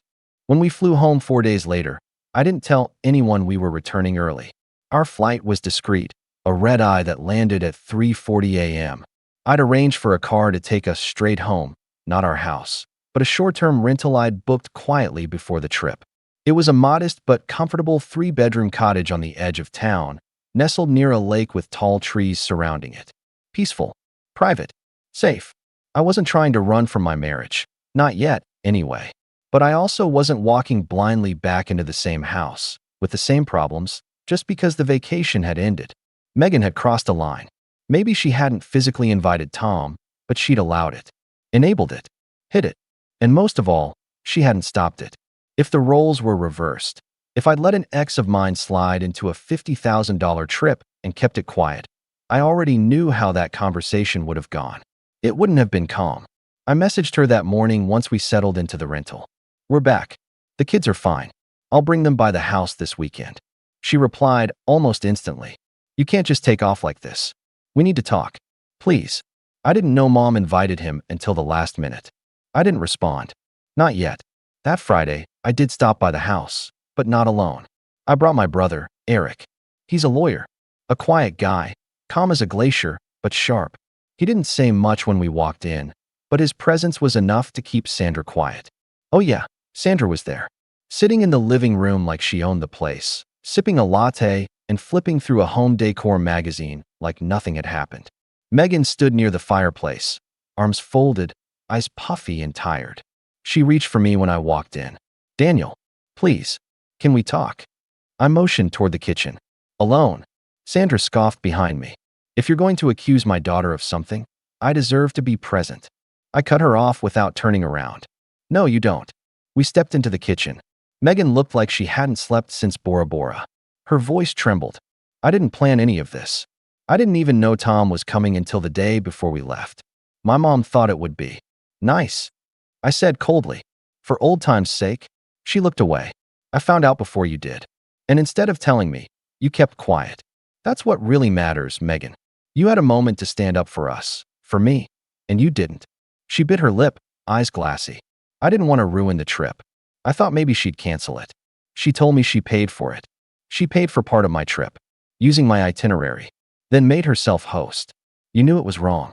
You just didn't want to have the fight. That silence hung heavy between us. Not angry, just sad, tired. "I don't know how to fix this," she whispered. "Maybe you don't," I said. I walked out of the kitchen. Sandra looked up, ready to pounce with some snide remark. But Eric stood up at the same time and pulled a folder from his bag. That shut her up. "I'll be taking the kids for the weekend," I said flatly.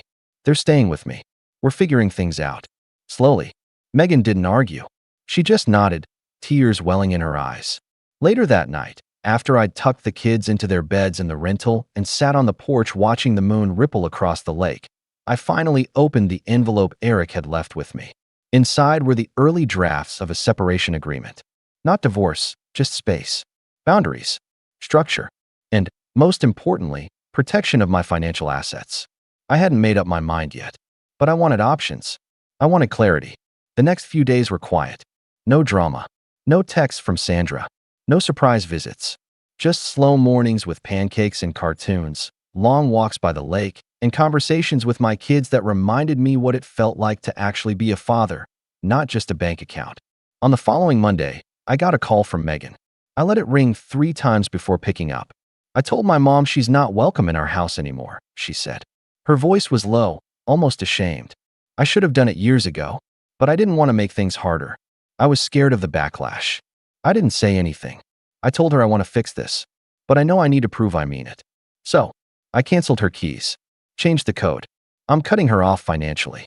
She's furious, said I'm ungrateful, but I don't care anymore. There was a long pause. I want us back, Daniel. Not like before. Better than before." I leaned back in the wooden chair, watching the pine trees sway gently in the breeze. I didn't respond right away, because I didn't know if forgiveness was something I was ready to give. Not yet. Maybe not ever.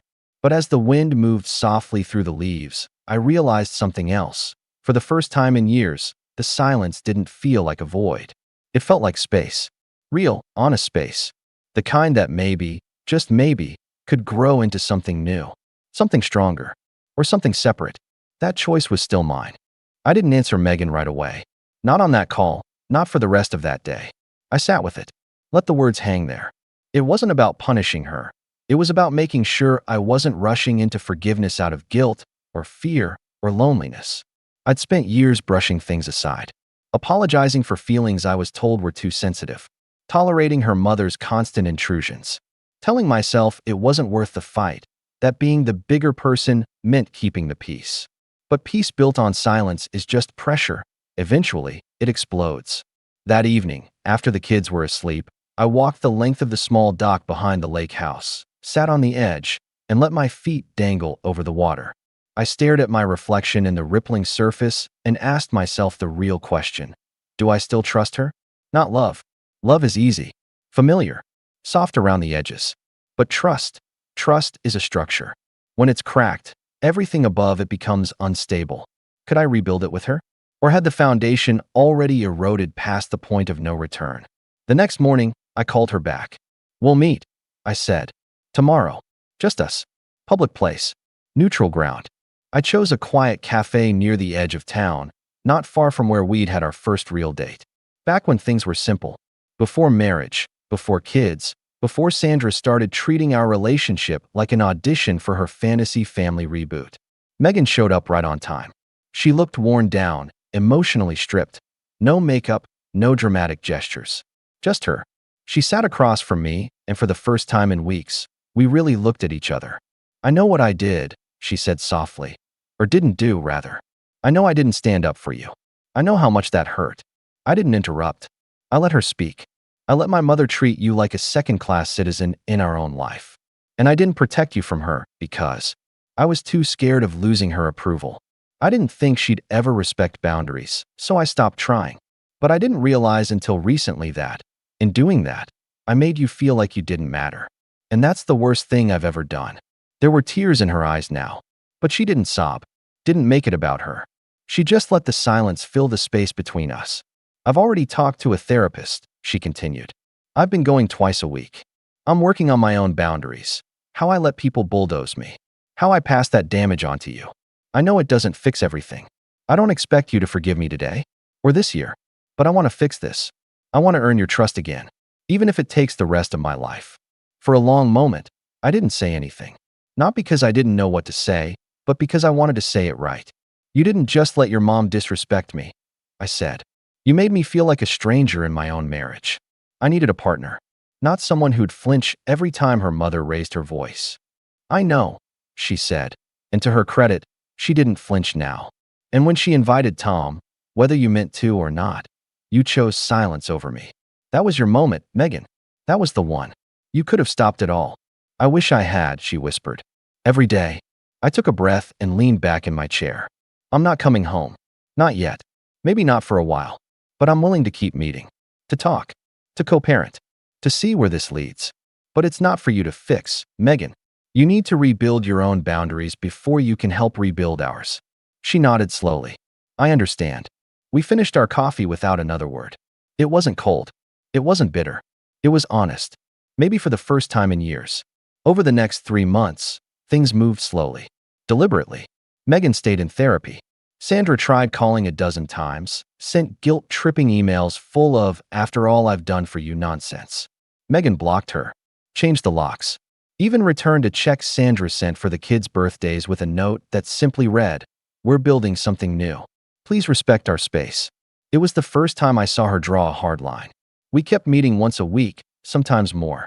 Sometimes with the kids, sometimes just us. We talked about everything, not just the trip or Sandra or Tom, but the small things we'd stopped sharing. What we were afraid of, what we wanted, what we missed. At first, I was distant, careful. I had one foot out the door emotionally. But then, something strange started happening. The wall I'd built to protect myself didn't crumble. It shifted, became a window. 6 months after the disaster in Bora Bora, we went on another trip. Not Bora Bora, not the Maldives. A small cabin in the woods, 2 hours away, just the 4 of us. No phones, no social media, no outsiders. Just silence, board games, home-cooked meals, and conversations by the fire. We laughed. A lot. My daughter fell asleep on my chest every night. My son started calling me Captain Dad, again, a nickname he'd stopped using months ago. And Megan? She didn't ask for forgiveness. She showed it. In the way she listened. In the way she didn't flinch at confrontation. In the way she didn't avoid her mother's name, but refused to let it dominate the air. When we returned, I moved back in. Not as a reward. Not as a reset. But as a decision. A choice. And here's the thing. Life didn't magically go back to the way it was. Because it shouldn't. The old version of us wasn't sustainable. We didn't need to go back. We needed to evolve. Sandra tried to reach out once more, this time through a family friend who emailed me a long-winded apology on her behalf. I didn't reply. Megan didn't either. We kept the door shut. That wasn't revenge. That was peace. As for Tom, I don't know where he is. I don't care. He was never the threat. He was just the final straw, a symbol of everything Megan and I hadn't addressed. He walked into our marriage like a ghost summoned by a woman who didn't know how to let go of the past. But we did. We let it go, bit by bit, day by day. And now, when I wake up and see my kids barreling into our room with messy hair and sleepy grins, I don't feel like the man who paid for a vacation that turned into a betrayal. I feel like a man who walked through fire, with everything to lose, and still found his way home. Not to the same house, but to a better one. It was Christmas Eve when I landed. My name's Eric. I'm 32, and I hadn't been home in 2 years. I used to love the holidays, the snow, the food, the chaos of too many people stuffed into one house. But after my parents divorced and my siblings got, well, greedy, things changed. I moved across the country to chase a better life and eventually built something solid for myself. A stable tech job, a calm apartment, a circle of actual friends who didn't treat me like a walking wallet. But still, a part of me missed home. Missed my grandpa, mostly. So this year, after months of ignored group chats and guilt-tripping texts from my sister, I decided to fly back. I didn't tell anyone I was coming, figured I'd surprise them. Joke's on me. When the Uber dropped me off at the old house, the one I helped renovate with my bare hands a decade ago, it was pitch black. Not a single light on, no car in the driveway, not even the smell of food wafting through the door. I knocked twice, then let myself in with the key I'd kept since college. The silence hit me first. Then, from the kitchen, I heard the sound of plastic crinkling. I turned the corner, and there he was, Grandpa Joe, sitting at the table with a flimsy sandwich on a paper plate, wearing 2 sweaters and squinting at a crossword. I froze. "Eric," he said, perking up, and for a second, I swear he looked younger. "Grandpa? What's going on?" He gave a tired shrug. "They left this morning. Said they were going to Disney for the week. Left a note." The note was taped to the fridge. In my sister's curly handwriting, it read, "Use the holiday fund you sent to book the trip. Couldn't take Grandpa. You know how he gets. You're the responsible one, right? Watch him for the week. T checks." I stared at it for a full minute before laughing. Not a happy laugh, the dry kind you do when something inside you snaps. I didn't even remember sending them money for a holiday fund. Turns out they labeled one of my birthday transfers as that. Typical. I looked at Grandpa, who was quietly folding his napkin. He wouldn't meet my eyes. "They left you alone?" I asked, barely holding it together. "They said I complained too much," he said, almost apologetically. "And that Disney doesn't have wheelchair ramps." I told them I didn't mind. But your mother just smiled and said I'd ruin the magic. I felt something in me shift. Not anger, not at first. Just cold clarity. I'd spent years bending over backwards for this family. Paid off my sister's student loans when she accidentally got kicked out of school. Helped my brother get his real estate license, only for him to brag about flipping a condo I co-signed. Covered my mom's utilities during her spiritual phase when she quit her job to become a life coach. And this was the thanks I got? I made Grandpa some proper dinner, leftover ham and potatoes from the freezer, and we sat in the living room watching reruns of Matlock. He was quiet, thoughtful, but right before bed, he said something I didn't expect. He leaned over, turned down the TV, and whispered, "They'll regret this." Then he smiled. Slow. Knowing. That night, I stayed awake staring at the ceiling in my childhood room, every little insult and favor replaying in my mind like a bad highlight reel. The time my mom made a Facebook post about how hard it is being a single parent, right after I'd covered her rent. The time my sister laughed at me for living alone and called me emotionally constipated because I didn't want to Venmo her for a bachelorette trip I wasn't invited to. The time my brother borrowed my car and returned it with a cracked windshield and a shrug. I never asked for recognition. Just basic decency. 3 days passed like molasses. I stayed with Grandpa, cooked his meals, made sure he had his meds. We talked more than we had in years. He told me stories about my dad when he was young, about my grandma and the garden she loved, about the old neighborhood before it got overrun with trendy cafes and overpriced yoga studios. It was the kind of quiet, steady connection I hadn't felt in years.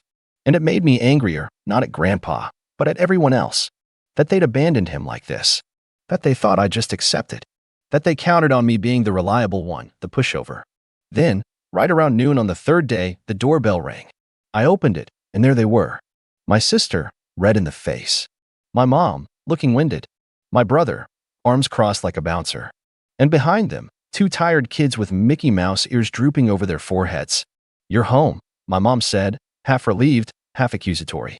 No greeting. I asked, deadpan. I was expecting at least a welcome hug. My sister scoffed. "Can we come in?" "Why?" They exchanged glances. My brother muttered something about Grandpa said something weird. I raised an eyebrow. "Where is he?" my mom asked, trying to look past me. "Is he okay?" "Very," I said, watching a documentary on sea turtles. "Why?"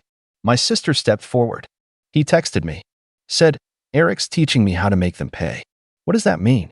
I didn't move from the doorway, just leaned against the frame with my arms folded, and that same quiet, deliberate calm I'd watched Grandpa wear like armor for years.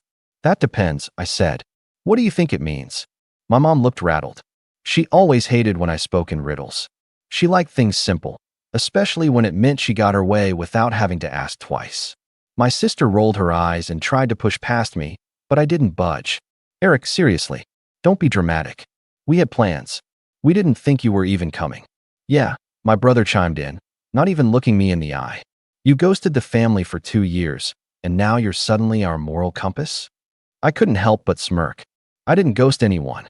I stopped replying after the third time you texted me you up at 2 a.m. asking for money for a crypto scam." He turned red. I finally stepped aside just enough to let the kids shuffle past. They looked exhausted, one clutching a stuffed Pluto, the other chewing on a candy cane that had long since melted into a sticky mess. My mom followed after them like she owned the place. "Look," she said, dropping her designer purse onto the counter. "I know this looks bad, but it wasn't that serious. We were only gone for a few days. He was fine." "No," I replied calmly. "He wasn't." I didn't raise my voice. Didn't have to. I watched her flinch anyway. My sister hovered by the table, finally noticing the meals in the fridge, the clean dishes in the sink, the blanket folded neatly on the couch where Grandpa had fallen asleep a few times. I could see the pieces starting to click that I hadn't just filled in for a few days. I'd stepped up. "Eric," my sister said, voice forced sweet. "Let's not make this into a thing. We've all had a long week. Did you even check in on him once?" Silence. I turned to my mom. "Did you tell his doctor you were leaving town? Did you leave any emergency contacts?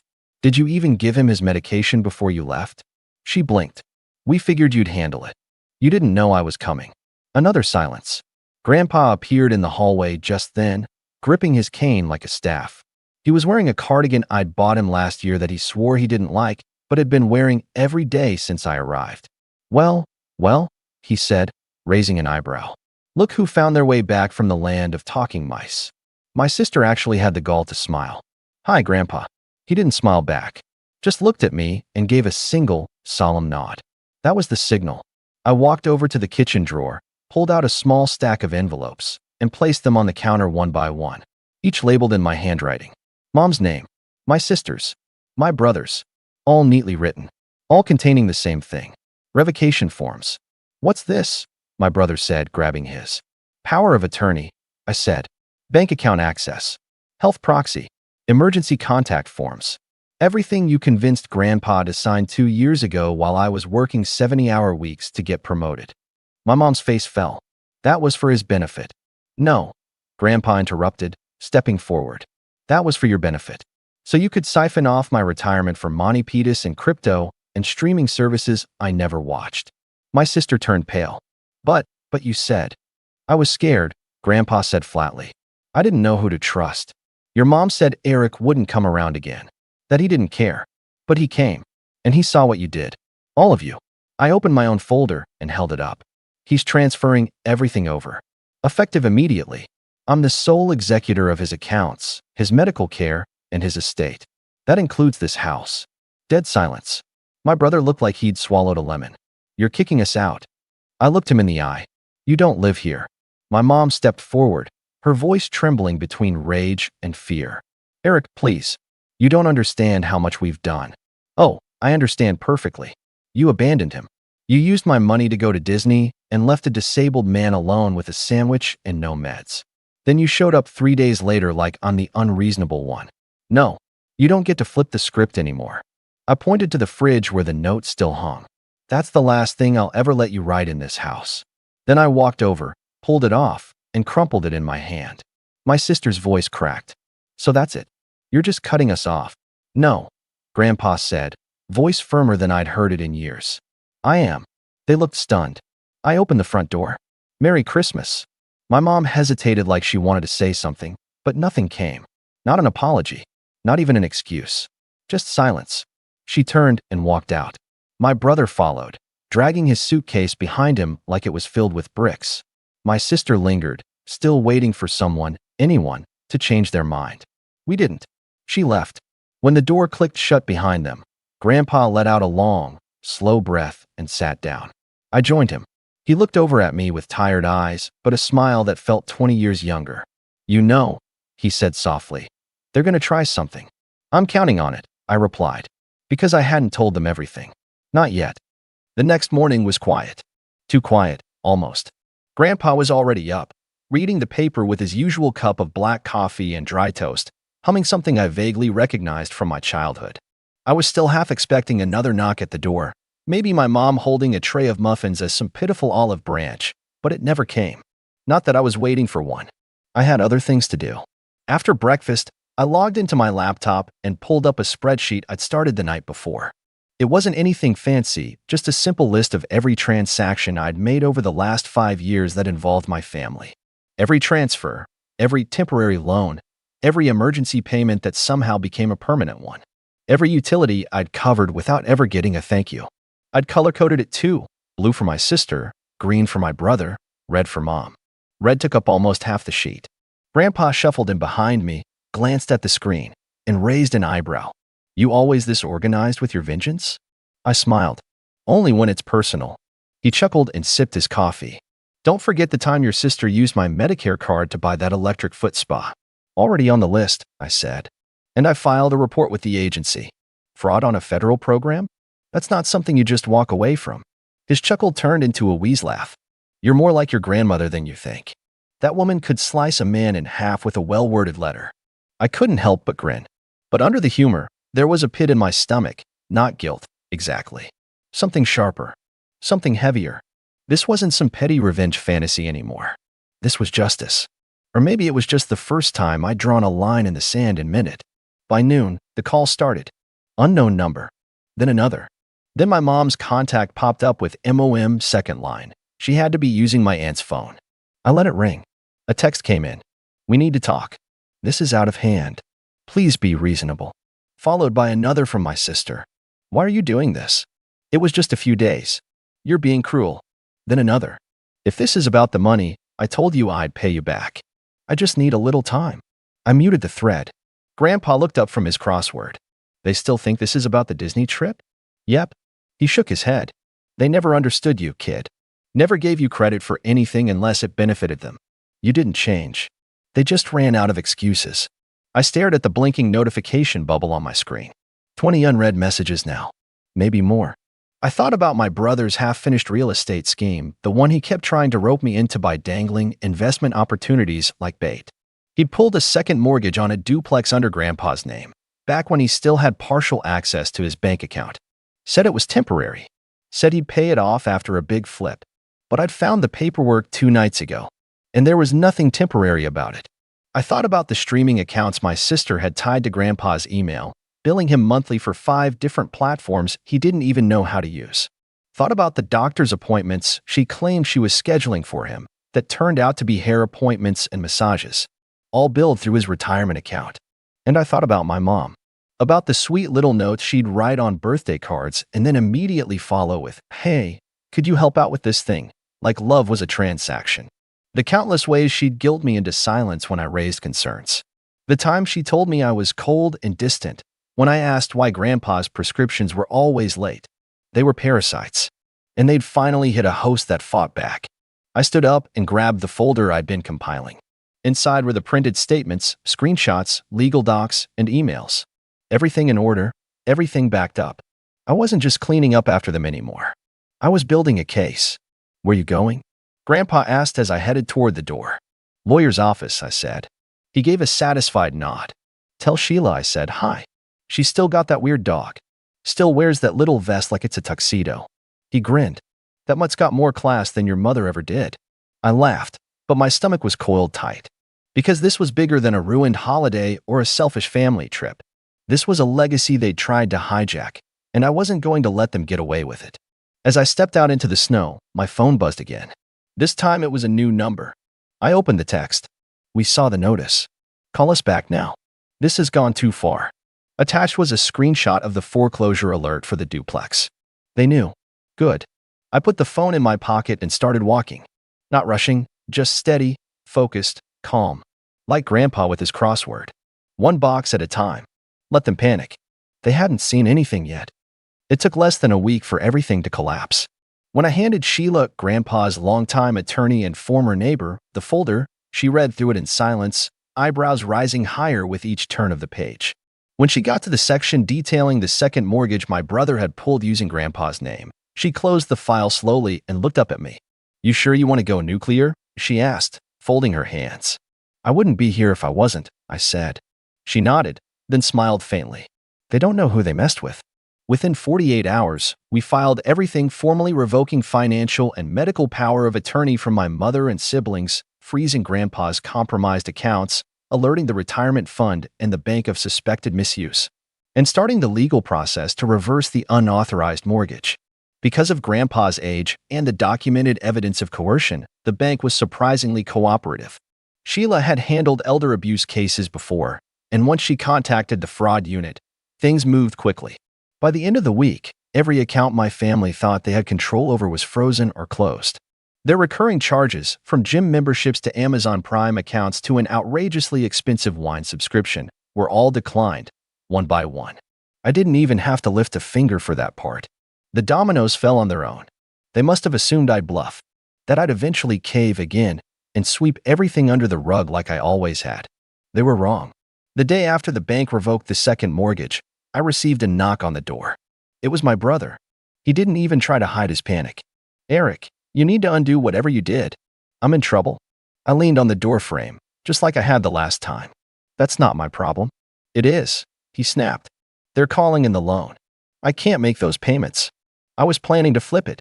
You forged Grandpa's signature to take out a loan he didn't understand. That's not an investment. That's a felony. He paled. No one's pressing charges, right? I didn't answer. Let him squirm. He stepped forward, dropping the bravado. Okay. Look, I messed up, but you can't ruin my life over this. I'm not ruining your life, I said quietly. I'm just making sure you stop ruining his. I shut the door in his face. That afternoon, my sister tried her luck. She didn't come to the door she called. I ignored the first three, but on the fourth try, I picked up. She launched into it without even a greeting. Eric, I'm going to lose my car. That's not my fault. They locked my accounts. I couldn't even pay my rent this month. What am I supposed to do? Maybe get a job that doesn't involve stealing from a 78-year-old? She went quiet for a beat. Then, with venom in her voice, you always think you're better than us. No, I said. I just stopped pretending we were the same. She started to cry, or fake it. Hard to tell anymore. This isn't what family does. You're tearing us apart. You did that, I said flatly. I'm just making sure you don't get to do it again. I hung up. The next day, Sheila called with news. Your mother's trying to contest the changes, she said. Filed a request to regain control of his medical proxy and access to his retirement fund. Of course she did. I wasn't even angry at that point. Just tired. So I asked Sheila if we could speed up the next step, moving Grandpa's assets into a trust with me as sole trustee. That way, not even a contested will could touch it. Sheila moved fast, and by the time my mother's legal request made it through the system, everything had already been transferred. Her filing was denied. She showed up in person this time. I opened the door to see her standing on the porch in a fitted coat, makeup done, holding a tin of cookies like we were characters in some sitcom. Her smile was brittle. I brought your favorite, she said. I stared at her for a moment. You brought store-bought sugar cookies in a tin I gave you last Christmas. Her smile faded. Can we talk? I stepped outside and shut the door behind me. You're making a mistake, she said quietly. This vendetta of yours. It's going to tear the family apart. I didn't respond. I know we weren't perfect, but we're your family, Eric. You left your father alone with a sandwich and no medication so you could meet Goofy. She winced like I'd slapped her. That's not fair. No. What's not fair is how you used me for years. What's not fair is how you made me the backup plan, the safety net, the silent wallet. And when I asked for the bare minimum, for respect, for decency, you gave me silence. Her expression hardened. He was fine. No, he wasn't, I said, stepping closer. He could have fallen. He could have had a stroke. And you wouldn't have even known, because you were too busy taking selfies in front of Cinderella's castle. She tried to speak, but I cut her off. You didn't just forget about him. You forgot who raised you. I turned and went back inside. That was the last time she came to the house. In the months that followed, things settled. Grandpa was more himself than I'd seen in years. We got him into a better physical therapy program, and I renovated the downstairs bathroom to be fully accessible. We even started a routine. Thursday nights were diner movie nights where we'd order food and watch old detective shows. He said it made him feel young again. I transferred my job to a fully remote position and set up a home office in the basement. It was quiet, peaceful, and honest work. No drama, no fake apologies, no manipulation. Just me, Grandpa, and a house that finally felt like a home again. As for my family, my brother lost the duplex. Turns out he'd been using it as collateral for a second investment he never told anyone about. He tried to drag me into court over interfering with his business. The judge took one look at the evidence and dismissed it in 15 minutes. Last I heard, he moved back in with a friend and was trying to start a podcast about resilience. My sister's landlord evicted her after 3 months of missed payments. She texted me once to ask for help, a long, guilt-tripping monologue about how we used to be close, and you're the only one who can fix this. I never responded. My mom? She disappeared for a while. No calls. No posts. Then, one day, a mutual acquaintance forwarded me a blog she'd started, Healing After Narcissistic Children. Apparently, I was the villain now, a cold, bitter son who let success rot his heart. I read it. Once. Then blocked her and moved on. And Grandpa? He's doing well. He's even teaching me how to play cribbage, though he cheats and claims it's part of the charm. One night, as we sat on the porch watching the sunset, he turned to me and said, "You saved me, you know." I shook my head. "No. You were always worth saving. I just finally stopped waiting for them to act like you were." He patted my hand, then leaned back with a sigh. "They'll regret it," he said again. "They already do," I replied. And this time, we both smiled. Because the war was over, and we'd finally won. I'm Matt. I'm 28, recently turned, and for the past few years, I thought I had this whole family support thing figured out. I didn't grow up with a silver spoon in my mouth, but I wasn't starving either. We were your typical middle-class family in a Midwest town where people still wave at neighbors, and everyone somehow knows if you forget to mow your lawn on Saturday. My dad worked for the city's water department for over 30 years, reliable, practical, no-nonsense kind of guy. My mom stayed home until my little brother, Brian, started high school, then took up a part-time receptionist job. They raised us with the idea that family sticks together no matter what, that helping each other out is just what you do. I bought into that hard. I believed in it. Maybe too much. I bought my first home at 25. Nothing flashy, 3-bed, 2-bath ranch on the edge of town, just past the high school football field. It was the kind of house that had good bones, but needed a bit of love. I saved for it the old-fashioned way. Long hours, skipped vacations, and enough instant ramen to make a college student wince. I work in IT, remote mostly, and after landing a decent contract with a medical software company, I had enough to scrape together a down payment and take on the mortgage solo. It felt good, like I was doing something real, something solid. When my parents hit a rough patch, Dad's pension got delayed, Mom's hours were slashed, I didn't think twice. I invited them to stay with me, rent-free. I didn't even set a deadline. As long as you need, I told them. They were hesitant at first, but not for long. Within a week, they were moved in. I cleared out the master for them and took the smaller guest room for myself. "You're doing a good thing," people told me. I felt like I was. The first year was fine. Cozy even. We had dinners together most nights. My mom insisted on cooking, and I wasn't about to argue. I actually liked having them around. Mom's lasagna, Dad's occasional help fixing up odd things around the house. Brian visited sometimes on weekends, usually with laundry in hand or a new story about how college is just a scam anyway. He was 20 then, still bouncing between majors, still figuring things out. My folks always babied him, but I chalked it up to being the youngest. By year 2, things started to shift. Slowly, quietly, like a crack in the foundation you don't notice until it starts leaking. My parents got comfortable. Too comfortable. My fridge started looking like a community pantry. Groceries I bought would disappear without a word. I'd come back from a work trip and find new furniture I hadn't approved, some decorative lamp or wall art Mom thought would brighten the place. My dad commandeered the garage and turned it into his personal workshop without asking. He even started keeping the lawnmower locked in there with his key. Still, I brushed it off. I told myself it was temporary, that they were grateful, just showing it in their own way. I didn't want to be the guy who kept score, but I started to feel like a guest in my own home, like I needed to knock before entering the living room. And Brian? He dropped out of school entirely and moved back in with them. Only he wasn't living with them, not exactly. He was crashing on my couch, half the week at first, then almost full-time. He'd stay up late gaming in the living room, feed on my coffee table, yelling into his headset like he was in some underground bunker.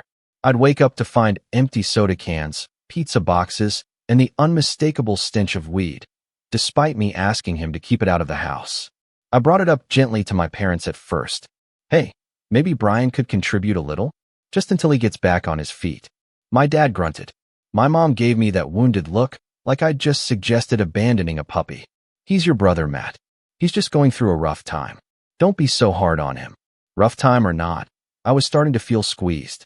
My house, the one I bought, maintained, and paid for, was becoming less of a sanctuary and more like a place I rented a room in. Every time I tried to set a boundary, I got pushback. Passive-aggressive comments from Mom. Silence from Dad. Brian just laughed it off, cracking jokes like, "Relax, Mr. Landlord. We'll leave the light on for you." By year 3, I felt like a stranger. I started spending more time at coffee shops, at the gym, even parking in random lots just to get some silence. One night, I came home to find Brian had invited friends over, blaring music, smoke trailing out the back door. I lost it. I told him to shut it down, reminded him this was my house. He looked me dead in the eye and said, "You're acting like you own the place." I stood there, stunned, the words echoing in my head. "I do own the place," I said, low and slow. He smirked. "Well, you sure don't act like it." That night was the first time I truly realized something was broken. Not just the situation, but the dynamic. The respect. The gratitude. The unspoken contract between family members. I lay in bed staring at the ceiling, thinking about every time I bit my tongue, every time I let something slide because that's just how family is. I had sacrificed my space, my peace, and my comfort, for what? But the tipping point didn't come from Brian. It came from my mother, 3 days later. A Saturday morning, just as I was pouring coffee, she sat me down at the kitchen table with this serene, almost rehearsed expression on her face. Dad was next to her, arms crossed, like some silent moral support statue. She said, "Matt, your brother needs a better start. It's been hard for him lately, and we've all noticed how you seem stressed. Maybe it's time for a change." I blinked. What kind of change? My mom sighed. "We were thinking it might be better if you took a little break. Moved out for a while. Let Brian settle in here. You've got a good job. You can find a nice apartment. Something close by? It would only be temporary, of course. Just until Brian's back on his feet." The audacity hit me like a slap. My fingers tightened around the coffee mug. I looked at my dad, searching for some kind of pushback, some hint of this being a mistake. But he just looked at me and said, "It's only fair. He's younger. He needs a foundation." I didn't answer right away. I just stared at them both. Not angry yet, just numb. Like my brain couldn't fully process what I was hearing. They were kicking me out of my own home. And not because I had done anything wrong. Not because I failed to pay the mortgage or brought chaos into the house. No, they were asking me to leave so that Brian, who paid for nothing, contributed nothing, and disrespected everything, could have a better start. I took a breath, set the mug down, and in the calmest voice I could muster, I said, "You want me to leave my house?" My mom nodded. "Just for a little while. For Brian. You're strong, Matt. You'll land on your feet." That moment changed something in me. Something deep. A quiet rage settled in. Not loud, not explosive. Just resolved. I stood up, nodded, and said, "Okay, then I guess we all need a fresh start." And I meant it. I gave them 2 days. But that's not where the story ends. That's just where it begins. Because what they didn't realize was how long I'd been holding back. Let me tell you what happened next. I didn't slam the door. I didn't yell. I didn't throw a single insult their way. That's what caught them off guard. I think a part of them expected me to explode, maybe even storm out and leave everything behind. But I just walked upstairs, closed the door to my room, the room I'd downgraded to in my own house, and sat there in silence, staring at the walls I painted, the floor I installed, the closet I built extra shelves in so I could maximize space. Every inch of this house had my effort etched into it, and they wanted to evict me like I was a squatter. That night, I didn't sleep. My brain wouldn't shut off. It ran through every little thing I'd ignored over the past 3 years. How I stopped hosting friends because it made Dad uncomfortable. How I couldn't work in my own home office anymore because Mom turned it into her craft room. How Brian ate the leftovers I labeled Matt's lunch, do not touch, like it was some sort of dare. And now, after all that, they decided I was the one who needed to go? I waited until the next morning. Breakfast was on the table. Scrambled eggs, toast, and the smell of coffee filled the air. Mom acted like everything was normal, like she hadn't asked me to hand over my life the day before. Brian sat there, half asleep, scrolling through his phone while shoveling food into his mouth like it owed him something. I poured myself a cup of coffee, leaned against the counter, and said, "You've got 2 days." They all looked up. "What?" Dad said, blinking. "You wanted a fresh start," I replied calmly. "So I'm giving you one. You have 48 hours to pack your things and find somewhere else to live." Brian scoffed. "Wait, are you being serious right now?" Mom stood up, voice already shaking with disappointment. "Matt, this isn't what we meant. You're being irrational. We weren't kicking you out. We were asking you to help your brother." I shrugged, and I'm choosing to help myself. I left the kitchen before the argument could erupt. I wasn't in the mood for manipulation or fake tears. I went to work, closed the door, and turned off my phone. I didn't want to hear excuses. I didn't want to second-guess myself. I just needed peace, and for once, I wasn't going to apologize for it. The next 48 hours were awkward, to say the least.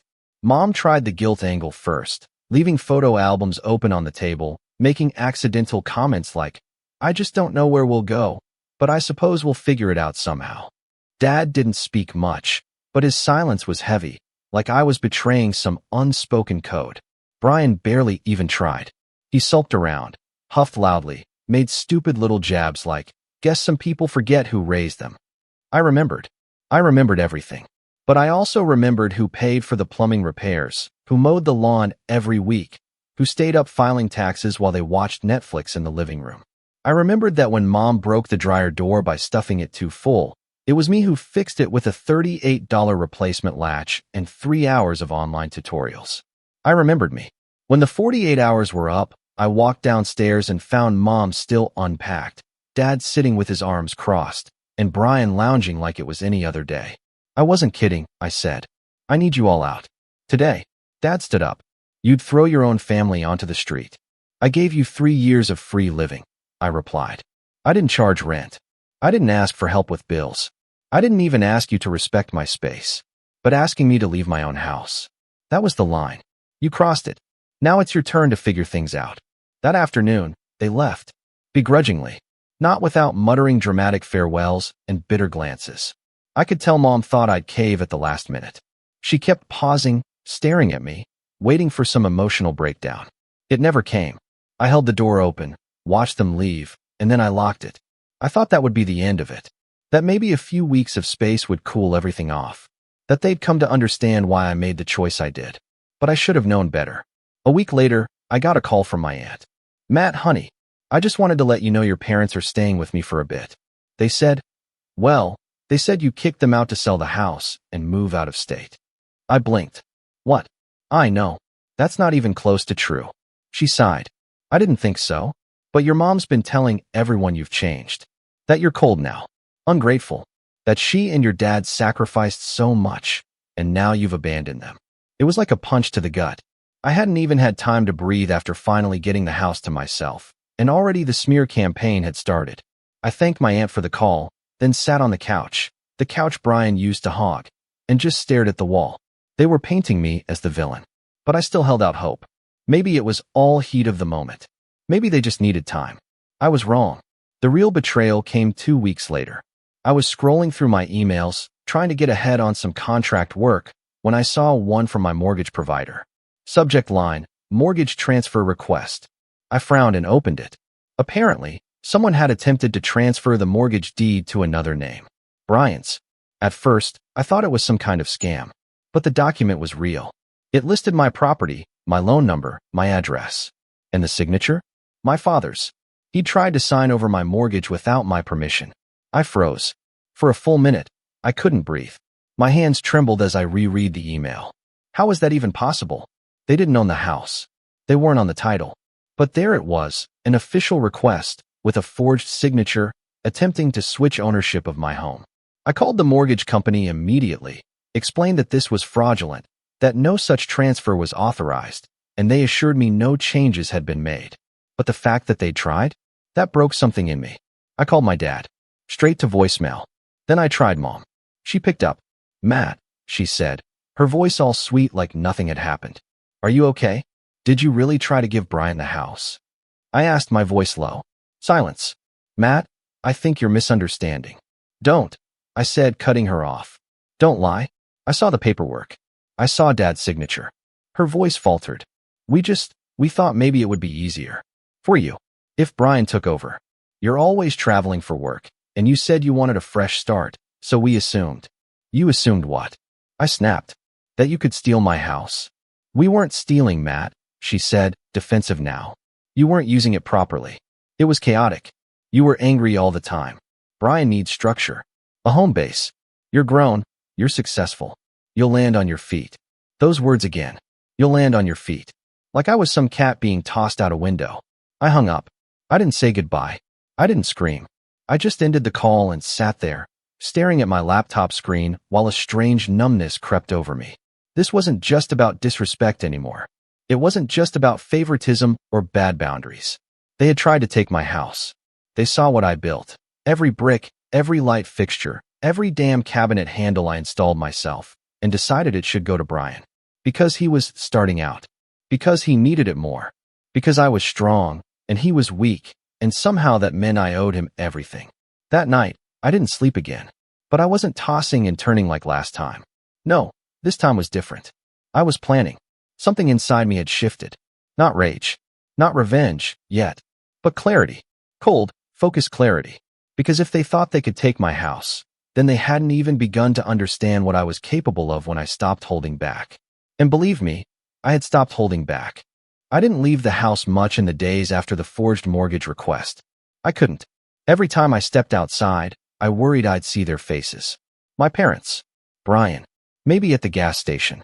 Maybe down at the diner Mom used to go to every Thursday. Maybe on the street, standing in front of my house like they still belonged there. That was the worst part. How wrong it all felt. How inverted. They were the ones who'd used me. Lied to me. Tried to steal from me. And yet I was the one hiding inside like a fugitive, blinds drawn, coffee going cold in my hand. I kept telling myself I was just processing, just taking time to breathe. But the truth? I was shattered. Not on the outside. I still looked like me. Still shaved. Still worked. Still made polite small talk with clients during Zoom meetings like nothing had changed. But inside, I was floating in this hollow space where all the certainty I'd once had about my family, about loyalty, about what it meant to be a good son, was just gone. And that was the real loss, I think. Not the attempted mortgage fraud. Not the betrayal. It was the death of the story I'd told myself for 28 years. The one where I believed family came first. That if I gave enough, loved hard enough, they'd always be in my corner. That being the responsible one meant something. That it mattered. Turns out, it just made me the easiest target. It didn't take long for the rumors to start spreading. Small town. Big mouths. My mom had always been the kind of woman who made casual comments at church that just happened to frame her as the long-suffering saint. My dad, quiet as ever, backed her up by saying nothing, which somehow gave her more credibility. Before I knew it, neighbors I'd known since childhood were looking at me like I'd gone cold. Like I was the ungrateful one. I'd get these half-frowns at the grocery store, polite nods with no eye contact. Even my barber, a guy I'd tipped well for 5 years, asked, "So, You really kicked your folks out over a disagreement? I wanted to scream, or disappear, or both, but I didn't. Instead, I shrank. Quietly, I stopped going to the gym, started ordering groceries online. I worked weird hours, avoiding sunlight. At night, I'd find myself just sitting, staring at the walls, remembering, replaying conversations in my head where I stood up for myself better, clearer, earlier. Ones where I didn't let things slide. Ones where I didn't confuse being agreeable with being respected. But those conversations never happened. Not in real life. And no matter how much I rewound them in my head, they wouldn't fix what had already broken. It got to the point where I stopped answering calls altogether. Even from friends. Even from Dan, who I'd known since high school. He showed up at my door one Saturday afternoon with a six-pack and that look guys give each other when they know you're not okay, but don't want to say it directly. Still breathing in there? He asked, raising an eyebrow. I forced a smile. Barely. He didn't push. Just dropped onto the couch and cracked open a beer. We didn't talk about what happened. Not at first. We just sat. Watched a basketball game neither of us cared about. Laughed at a dumb ad. Then, during a quiet stretch of the second quarter, he said, "You know you didn't deserve any of that, right?" I didn't respond right away. I just stared at the screen. "I'm serious," he added. "You're one of the most solid people I know. And they treated you like a free ride. That's not your fault, man. That's on them." Something about the way he said it, the finality of it, stuck. It was the first time in weeks that I felt like someone saw what I'd been going through. No spin. No manipulation. Just the truth. Dan didn't stay long. Just enough to check in. But after he left, I did something I hadn't done in months. I stood up. I walked into the guest room, my room now, and grabbed a cardboard box that had been sitting in the corner collecting dust. Inside were the business cards, the notebooks, the sketches and outlines for an idea I'd shelved years ago, my own consulting firm. It had always been a someday plan. I was too busy, too settled, too comfortable. But comfort had turned to rot. And now, I had nothing left to lose. The next few weeks weren't glamorous. I worked like a man possessed, 16-hour days building a website, registering an LLC, filing paperwork, creating branding, pitching myself to clients. I reached out to every contact I had in IT, consulting, even small business owners I'd helped in the past. Most ignored me. A few didn't. That was enough. Slowly, quietly, I started rebuilding. One contract at a time. One small project. Then another. Then a retainer. I brought in more than I had during my last full quarter of corporate work. It wasn't flashy. I wasn't posting about it online. I didn't need to. Because every step I took forward made the bitterness fade just a little bit more. I reclaimed my office. Painted over the pastel green Mom had chosen and replaced it with deep navy blue. Sharp. Clean. Mine. I sold the old couch Brian had destroyed with energy drinks and grease stains and bought a sleek leather one. Black. Minimalist. Untouchable.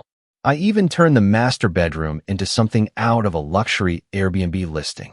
New bed, new lights, blackout curtains. The works. Not for anyone else. For me. Because for the first time in years, I wasn't building a life for anyone else to crash into. I was building it for me. And bit by bit, the silence that used to haunt me became peace. Of course, they tried to claw back in. It started with a text from my mom. "Hope you're doing okay. Your dad says hi. We're staying with Brian's girlfriend's family now. It's not ideal. Maybe we could meet for coffee sometime." I didn't reply. Then came the email. "Matt, your father's birthday is coming up. We'd love to have dinner. Just the three of us. No drama. Please consider it." Still, I said nothing. Because I knew what they wanted. It wasn't forgiveness. It was access. They weren't sorry. Not really. They were uncomfortable. Displaced. Living in someone else's guest room. Likely overstaying their welcome again. And in their minds, I was still the safe option. The responsible one. The backup plan. But I wasn't a backup anymore. I was done being plan B.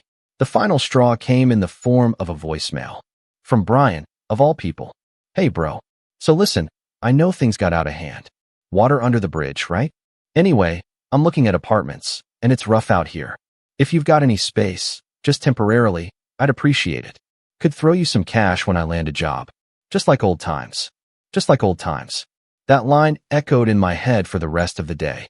It was stunning, really, how someone could casually gloss over the wreckage they caused.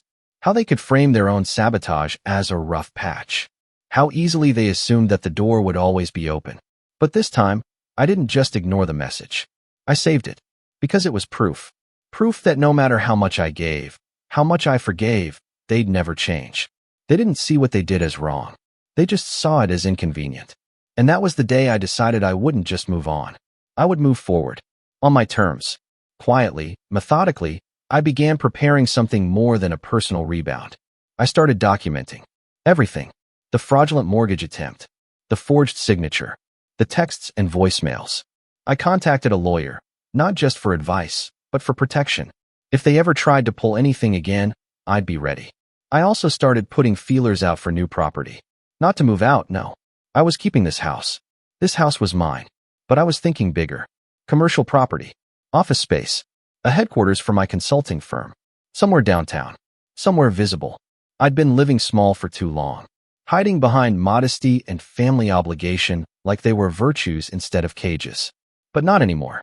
The fall had come. Now it was time to rise. And soon enough, they'd see it. Not in a loud, vengeful way. Not yet. But in the quiet horror of realizing the man they dismissed, used, and tried to erase was doing better without them than they'd ever imagined. And deep down, I think they knew. Because when the messages stopped coming, I didn't feel abandoned. I felt free. They say revenge is a dish best served cold, but I wasn't interested in theatrics. I didn't need some elaborate takedown or movie-worthy finale. What I wanted was precision. Quiet consequences. The kind that settled into people's bones slowly, day by day, until they realized the weight they carried was one they'd strapped on themselves. That's the difference between anger and clarity. Anger wants fire. Clarity wants results. And for the first time in my life, I was thinking clearly. I didn't tell anyone I was planning anything. Not Dan, not my coworkers, not even my lawyer at first. I just kept building. Publicly, it looked like I was thriving, and I was. But privately, I was also sharpening. The first step was reclaiming the narrative. My parents had always been storytellers, subtle, passive-aggressive ones. They knew how to shape perception, how to twist facts just enough to make themselves seem noble while painting everyone else as volatile or selfish. I used to let them. I figured it was harmless, that people would see through it eventually. But now their version of events was being passed around like gospel in town. I knew they were still talking. My aunt would send the occasional message, trying to mend the bridge, but really just acting as their mouthpiece. And I knew they were still bitter. So I started planting seeds. I reached out to a few old mutual acquaintances, people who'd heard their version of the story. People who had once been close to my parents, but had since drifted, some due to similar experiences, some just out of time and distance. I didn't come at them with fire or bitterness. I just talked, explained what had really happened, what I'd really done for them, and what they had tried to do to me. It wasn't about gossip. It was about truth. And once you lay it out, fact by fact, receipt by receipt, people start to realize how lopsided things were. Oh, I didn't know you paid the mortgage on your own all those years. I didn't realize they'd never contributed to utilities. Wait, they tried to forge a mortgage transfer. Yeah, that part always landed hard, especially once I pulled up the actual email. The ripple effect wasn't immediate, but it started to show. One mutual friend uninvited my parents from a community potluck. A local charity they used to volunteer with quietly stopped calling them. Not because I asked them to, but because truth, when exposed, has a way of infecting lies and hollowing them out from the inside. But that wasn't the revenge. That was just cleanup. The real plan was still taking shape. And it started with Brian. He was always the weak link. The one who thought confidence and entitlement were the same thing. The kind of guy who believed people should get handouts because the world was unfair, as if the universe owed him something just for showing up. Brian had never held down a job for longer than 6 months. Always blamed management, or rigged systems, or lazy coworkers. The truth was, he just didn't like being told what to do. He thought he was too smart for the system, too clever to need structure, which is why he'd started calling himself an entrepreneur online. The reality? He was selling knockoff sneakers from Facebook Marketplace and trying to launch a crypto YouTube channel that had 6 subscribers, one of them being my mom. But still, he bragged. Constantly. I'd muted him on every platform, but I still had a burner account where I kept tabs. Not because I cared, but because I wanted to know how reckless he was willing to be. And then he gave me the perfect opening. He posted a video, public, on his channel, talking about his newfound experience in property investment. He sat in the front seat of a borrowed car, wearing knockoff Ray-Bans, and told his subscribers about how he had once almost inherited a property but gave it up for family reasons. Then he smirked into the camera and said, "But the next one? That one's gonna be mine." I watched it 3 times. I wasn't angry. I was amused. Because in that moment, I realized something important. Brian wanted the appearance of success more than actual success. He needed to look like a winner, and that made him vulnerable. So I called my lawyer. Her name was Lydia. She wasn't flashy, but she was smart. The kind of person who saw 5 moves ahead. I laid everything out for her.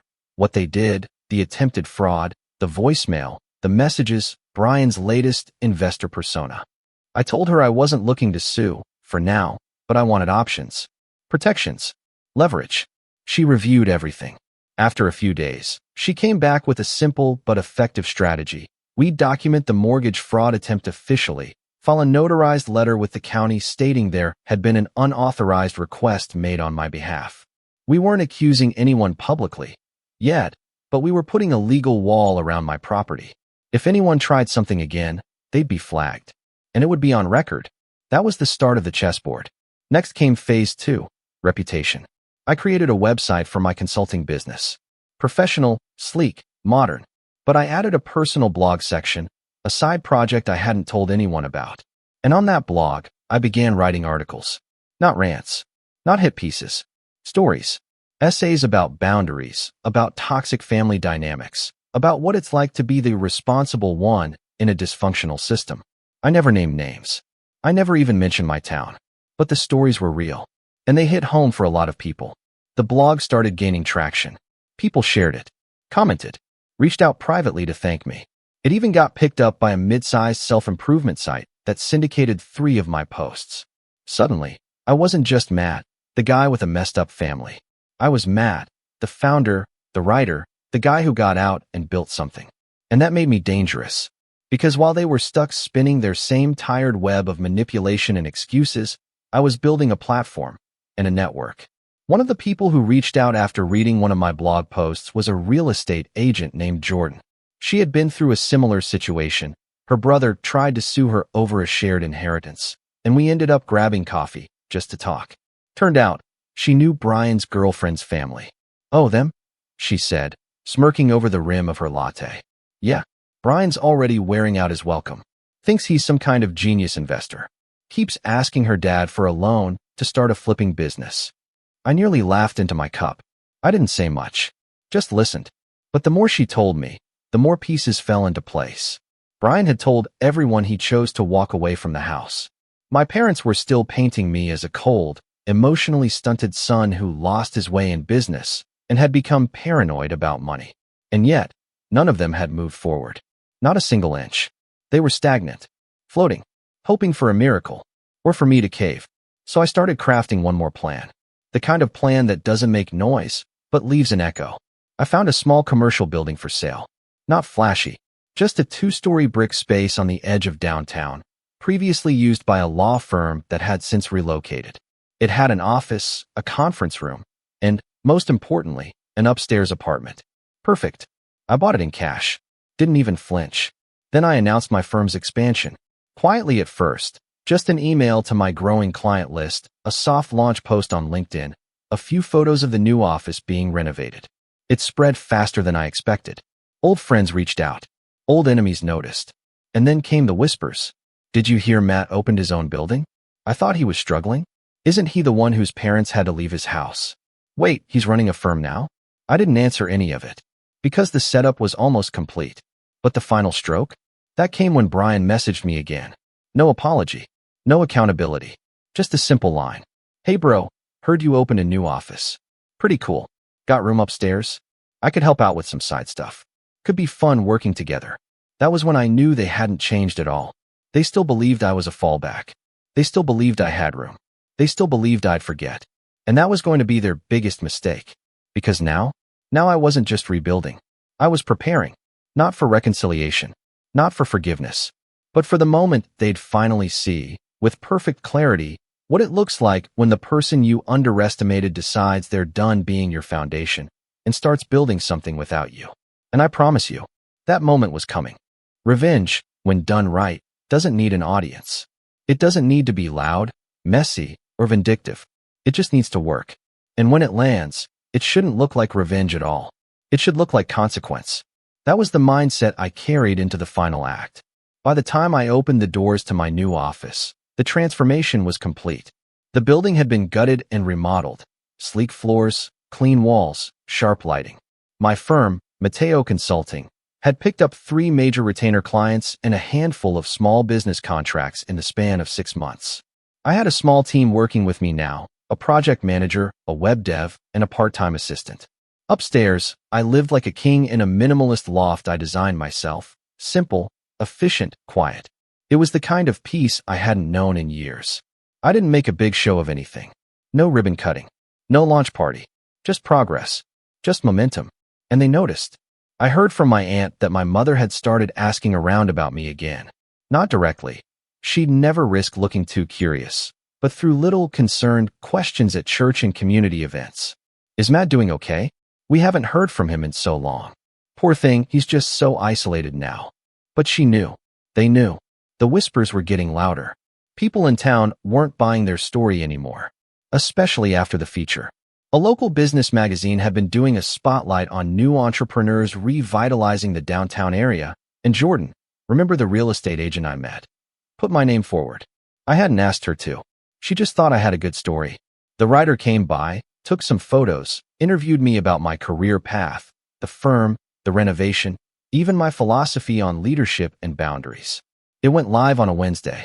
By Thursday morning, it was the top story on their homepage. The title? Reclaiming More Than a Building. How One Consultant Turned Betrayal into a Business. It didn't name my parents. It didn't have to. The opening paragraph made it clear. After a devastating breach of trust within his own family, 29-year-old Matt Greer took the pieces of what was nearly stolen and built something stronger, not just for himself, but for others seeking to break toxic cycles. It was elegant, subtle, but powerful. People noticed. That same day, I got a text from an unknown number. Mom, saw the article. Beautiful photos. We're happy for you. No apology. No admission. Just another shallow attempt to keep a toe in the door. I ignored it. But the real revenge? That came in 2 parts. Part 1, Brian's big opportunity. About a month after the article dropped, Brian posted on social media that he was finally launching his first investment. A flip. A single-story house on the edge of town. He framed it like it was some massive real estate deal, like he was entering the big leagues. But I knew the truth. Jordan had told me. He'd barely qualified for a loan, had begged his girlfriend's dad for a cosign, and was relying on free labor from friends to get it renovated. Worse, he had no plan. No timeline. He thought watching a few TikToks about house flipping made him an expert. So I made a call. Not to sabotage. I didn't need to. I just called the city. I asked for a copy of the renovation permits Brian had filed. Turns out, he hadn't filed any. No electrician. No plumbing. No structural inspections. Nothing. And the part he really didn't see coming? That house had a busted water main under the lawn, an issue flagged 2 owners ago, but never fixed because the house sat vacant. The city had flagged it as pending remediation, meaning any sale or major renovation required a full utility inspection and environmental clearance. But Brian didn't check any of that. He just jumped in. So when he posted that he was almost done with the renovations, I sent an anonymous tip to the city planning office. Just a screenshot of his post, location tagged, showing clear structural work without permits. They shut him down 2 days later. A city inspector arrived on site, documented multiple violations, and posted a bright red STOPWRK order on the front door. It derailed the entire project. His flip was now a money pit. And with no inspections, no approvals, and no legal renovations, it couldn't be sold without major remediation. Brian went quiet on social media for weeks. Then one day, Jordan texted me. He tried to list the house off market. No takers. Heard he's trying to offload it back to the bank. I didn't reply. I just smiled. Part 2. The house they forgot was mine. After the Brian fiasco, I decided it was time to deal with the original crime, the attempted mortgage transfer. Lydia, my lawyer, had been quietly building a file over the past year. She'd documented the forged request, the digital signature, the the emails, and the messages from my parents and Brian. It was rock solid. But I wasn't suing. Not yet. Instead, I called in a favor. One of my clients ran a local financial literacy nonprofit. They did workshops for young adults, struggling families, and former offenders trying to re-enter the workforce. I offered to sponsor their next 3 events and redesign their website, on the condition that I get to host one of the events in my office space. They agreed. So we planned it, marketed it. Rebuilding After Financial Betrayal. A free event for anyone who'd experienced manipulation, theft, or toxic money dynamics in families. I expected 20 people. We got 60. The place was packed. I opened the event with a short talk, just 15 minutes. But I told my story, not with names, but with details. How I bought my first house young. How I let family move in. How it started with love and ended with them trying to sign the deed over without my knowledge. How I rebuilt. How I learned. And how I came out stronger. There were tears in the crowd. Afterward, people came up to shake my hand, share their own stories, ask for help, book consultations. That was the final blow, because my parents showed up, not to the event. They wouldn't dare.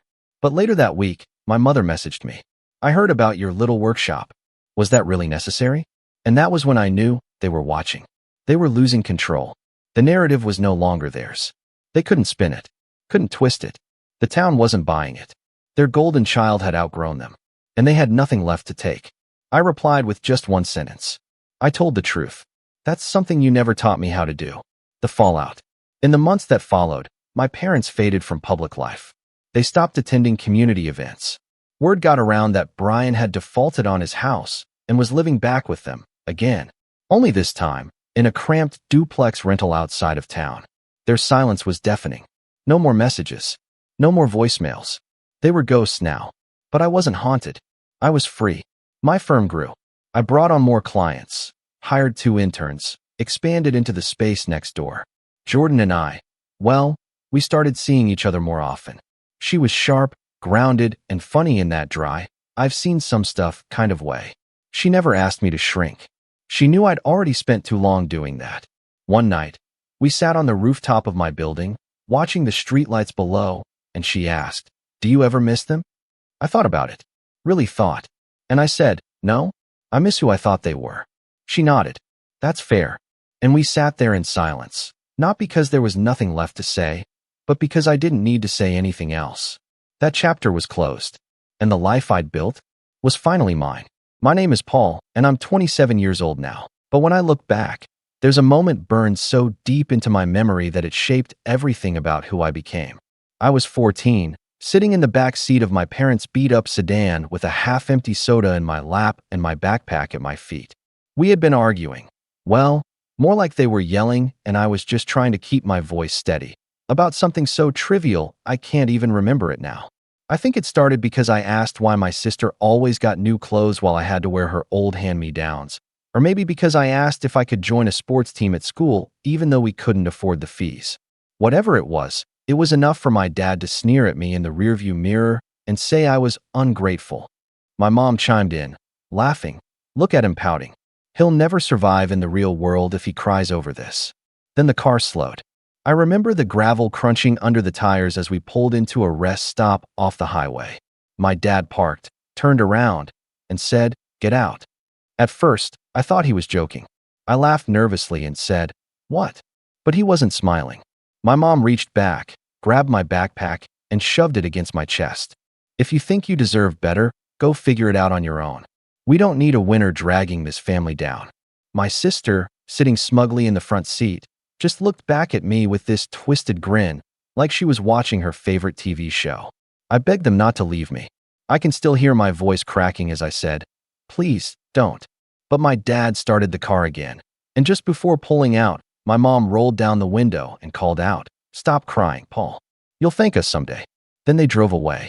I stood there in the middle of that rest stop with my backpack, my heart racing so fast I thought I'd pass out.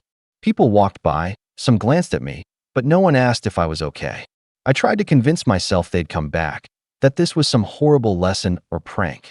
But the minutes stretched into hours, and eventually, I knew they weren't coming back. That night, I slept on a bench with my jacket pulled tight, crying quietly because I didn't want anyone to hear. That was the day my childhood ended. It wasn't easy. I bounced around, shelters, couches, odd jobs. I worked at a gas station at 15, scrubbing floors and stocking shelves, just so I could buy food. I learned to hide the fact that I didn't have anyone to go home to. School became a battle, not because I wasn't smart, but because I was so tired from working nights that I'd fall asleep in class. Teachers looked at me like I was a lost cause. My parents never checked in. Not once. It was like I had ceased to exist to them. The only time I ever heard my mom's voice again back then was in my head, mocking me. You'll never survive in the real world. That voice pushed me harder than anything else. By the time I was 17, I had saved enough from small jobs and a scholarship to get into college.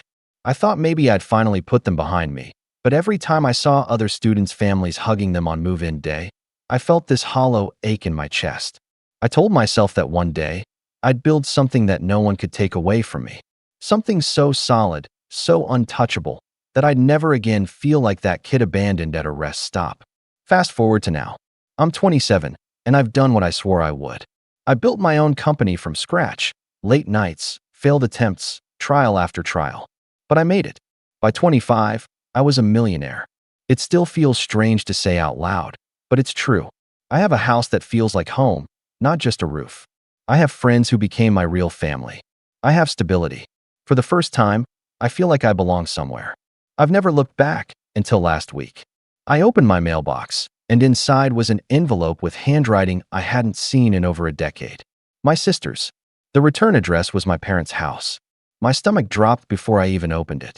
Inside was a wedding invitation with her name printed in gold script. But what made my hands shake wasn't the invite itself. It was the note scribbled at the bottom, written in my mother's unmistakable handwriting. It said, "Paul, we need your help. Please come." I must have read those words a dozen times, trying to make sense of them. My parents, who left me at 14, who laughed at my tears, who never once reached out in all these years, now suddenly need me? My chest tightened with a mix of anger and disbelief. My first instinct was to throw the card away, but I couldn't. I sat there at my kitchen counter, staring at it for hours. Why now? Why after everything? And why would they think I'd just show up like nothing happened? That night, I lay awake replaying the moment at the rest stop, my mother's mocking voice, my father's cold eyes, my sister's smirk. But then I thought of the note again. We need your help. What could they possibly mean by that? Financial help? Approval? Some kind of image thing? The more I thought about it, the more I realized this wasn't just an invitation, it was bait. And for the first time in years, I felt the old wound they gave me throb again, like it had never healed. I didn't know yet whether I'd go. But one thing was certain. If I did, I wouldn't be walking into that wedding as the boy they abandoned. I'd be walking in as the man they never thought I could become. And that's where everything started to shift. I didn't reply right away. The invitation sat on my desk for days, staring at me every time I walked past. I tried to bury myself in work, in the daily routine that usually keeps my head clear, but I couldn't shake it. We need your help. Those 4 words echoed in my brain like a song on repeat. Eventually, I couldn't take the not knowing anymore. I typed out a short email to my sister using the address on the invite. Just one line. What do you mean you need my help? She replied within an hour. I hadn't expected such a fast response.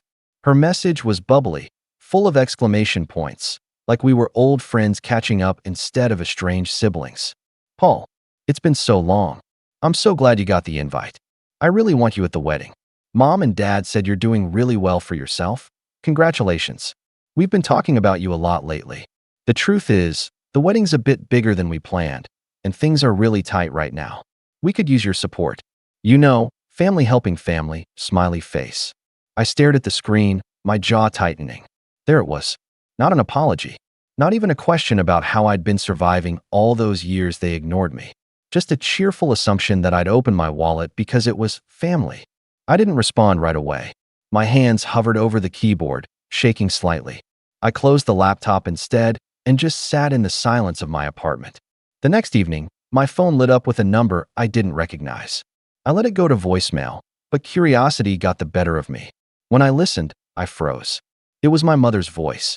Paul, honey, it's Mom. We're so glad you're coming to your sister's wedding. She's so excited. It would mean the world to us if you could pitch in a little. The catering is very expensive, and you've been so blessed. Don't you think it's time to give back to your family? Call us back soon. That phrase, give back to your family, hit me like a slap. My family. The same family that abandoned me at 14? The same parents who mocked me as I cried? They wanted me to give back. I felt something burning in my chest, equal parts fury and disbelief. The next day, I decided to test the waters. I sent my sister another message. Why me? Don't you have mom and dad? Her reply came fast again, like she'd been waiting. Well, things are kind of complicated. Dad hasn't been working for a while, and mom's hours got cut. You know how the economy is. And honestly, they already do so much for me. They can't be expected to cover everything. You're in the best position to help.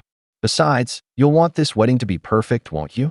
After all, it's your sister's big day. That line almost made me laugh out loud. They hadn't cared about my big days. Not birthdays, not graduation. My family didn't even bother to show up when I was awarded a scholarship. But suddenly, I was supposed to care about hers. I didn't respond, but over the next few days, the pressure ramped up. My mom left more voicemails, each one dripping with guilt-tripping tones. Paul, think of what people will say if you don't contribute. Your sister deserves a beautiful wedding. Paul, we raised you. We gave you everything, and now it's your turn to show gratitude. That last one nearly made me drop my phone. They gave me everything? They left me at a rest stop with a backpack and a soda. That was everything. What made it worse was the way they talked about me, as though my success was theirs to take credit for. My mom slipped in phrases like, "We always knew you'd make it," or "Your father's tough love clearly worked." Tough love? Abandoning your 14-year-old isn't tough love, it's cruelty. But they had rewritten the past in their heads, turning my survival into proof of their wisdom. One afternoon, I got a call from my dad. His voice was gruff, like always, but there was a thin edge of desperation. "Listen, Paul, we don't ask for much, but your sister's wedding is important for the family's image. A lot of people will be there, people who matter. It wouldn't look good if we couldn't pull this off right. You understand, right? Don't embarrass us." That word, embarrass, stabbed me harder than the rest. Growing up, that was his favorite insult. Anytime I spoke up, anytime I wanted something, anytime I didn't fall in line, I was an embarrassment. Now, even with all I'd achieved, he still wielded that word like a weapon. It was becoming clear. They didn't want me there because they missed me. They didn't even want me there because I was family. They wanted me there because I had money, because I could fund the image they wanted to project. Because, in their minds, I was no longer the boy they discarded. I was a wallet with legs. But as much as their words infuriated me, something else stirred deep down. A part of me that still wanted to see their faces when they realized who I had become. A part of me that wanted them to choke on the irony of begging for help from the son they abandoned. And that part of me was growing louder each day. When I finally got another message from my sister, this one more blunt than all the others, it sealed something inside me. "Paul, stop being difficult. You're rich now. Helping out is nothing to you. Don't ruin my wedding because of some silly grudge." Some silly grudge. My hands trembled as I read it. 14-year-old me was still there, sitting on that bench, waiting for parents who would never return.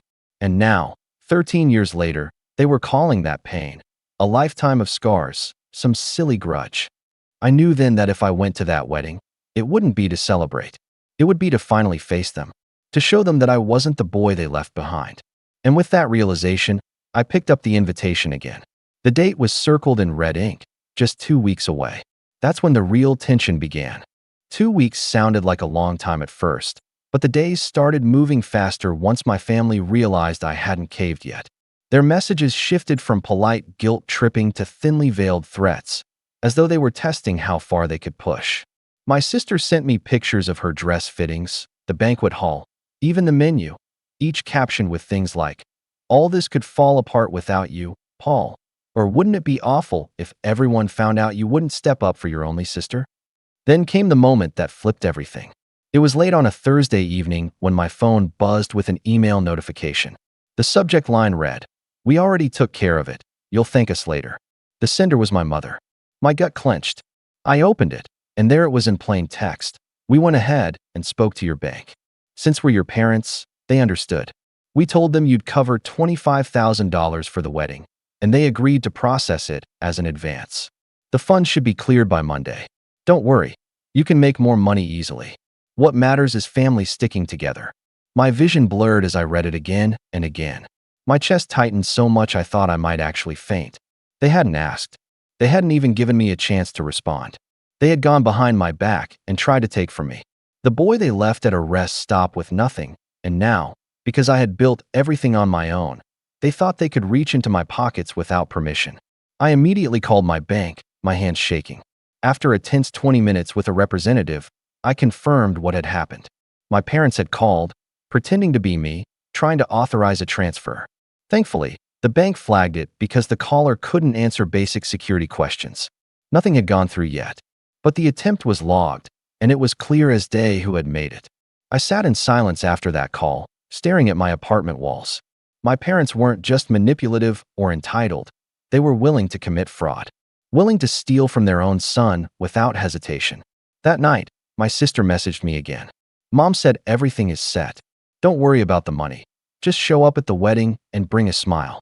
Smiley face. Bring a smile. I couldn't help but laugh, though it came out more like a bitter choke. They had betrayed me before I even stepped foot in their lives again. I had been foolish enough to think their cruelty was a thing of the past, that maybe desperation had made them softer. But no, it was the same cycle. Only now their claws were reaching for my success instead of my tears. Something inside me shifted permanently in that moment. Any lingering fantasy that they might apologize, might try to make amends, died. They had just proven that I wasn't family to them. I was a resource, a credit line, a last resort piggy bank. I didn't reply to my sister's message. I didn't pick up when my mother called the next day, but I started making quiet moves behind the scenes. Phone calls, arrangements, information gathering.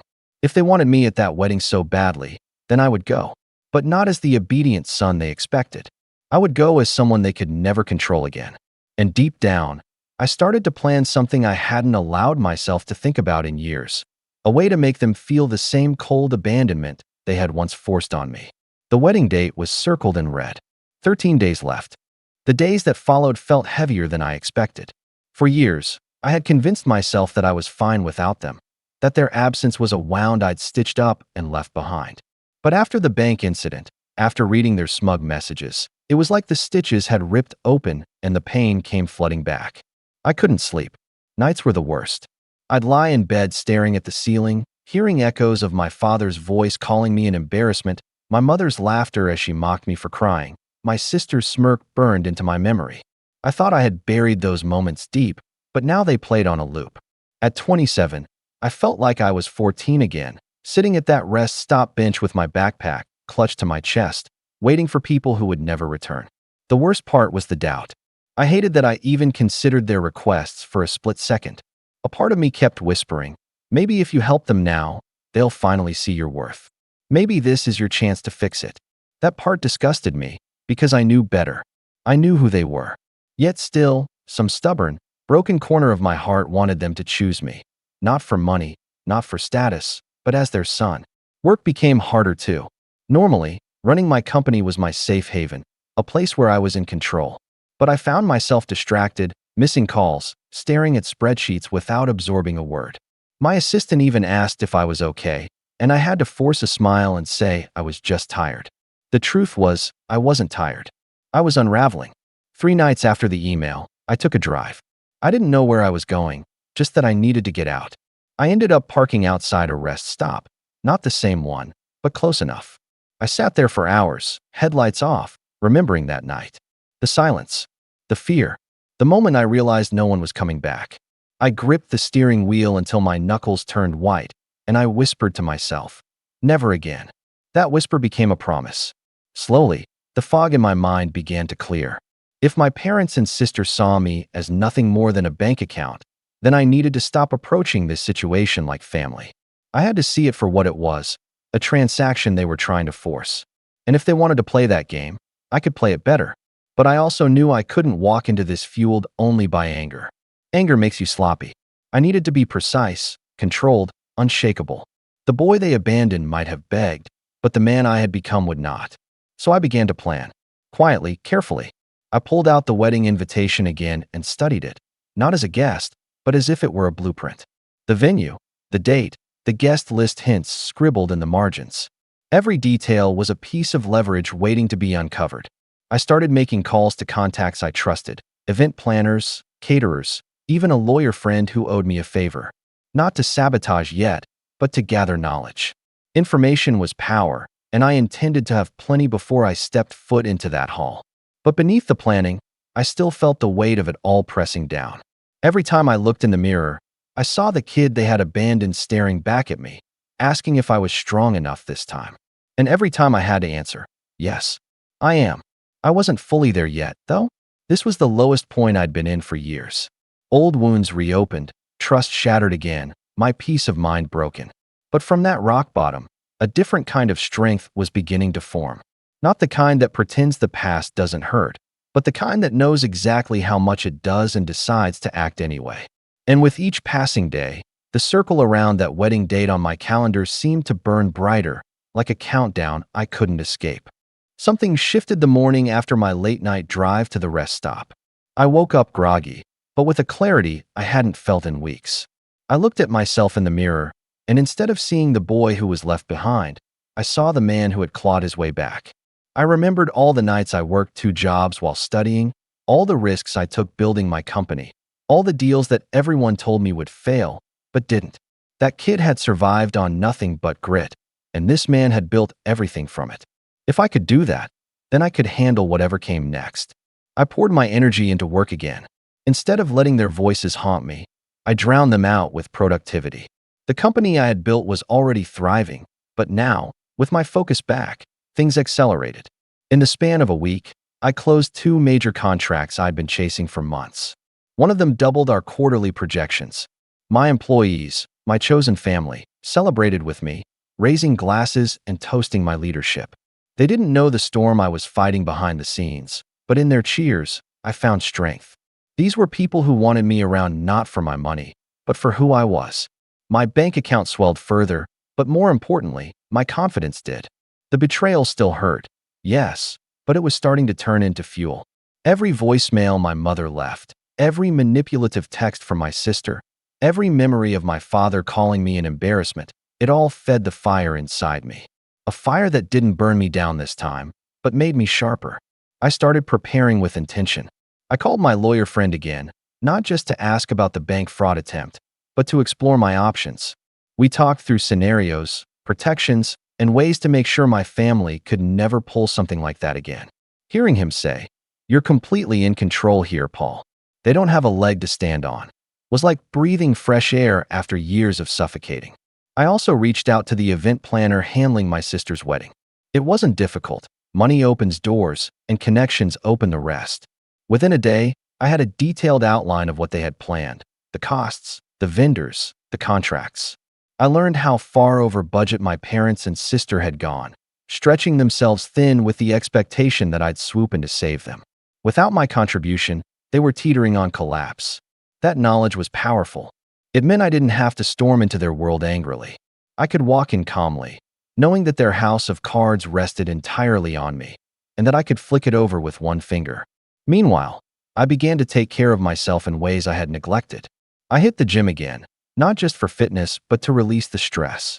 The weights felt good in my hands, grounding me, reminding me of how far I had come physically and mentally. I ate better, slept better, surrounded myself with people who valued me. Bit by bit, the boy who had been shaken was replaced by the man who was rising. Every day, the dates circled on my calendar seemed less like a looming threat and more like an opportunity. An opportunity not just for revenge, but for closure. For years, my family had controlled the narrative in my head. They were the ones who left me, the ones who defined me as weak, as unworthy. But standing in my office one afternoon, looking out over the city skyline, I realized something profound.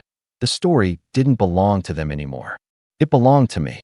When I thought about walking into that wedding, I no longer felt fear or even anger. I felt anticipation. They had spent years believing I was gone, irrelevant, or at best, a tool to exploit. But soon, they would see the truth. Not in words, not in arguments, but in presence. In the undeniable reality that I had built a life far beyond anything they imagined for me. And so, while my parents and sister scrambled behind the scenes, counting on me to save their perfect image, I was quietly stacking my cards, aligning my power, and preparing to walk into their carefully constructed world as the one person who could undo it all. The countdown was shrinking. 10 days left until the wedding. And for the first time, I was ready, truly ready, to face them. By the time the wedding was a week away, I had gathered more information than my family would ever guess.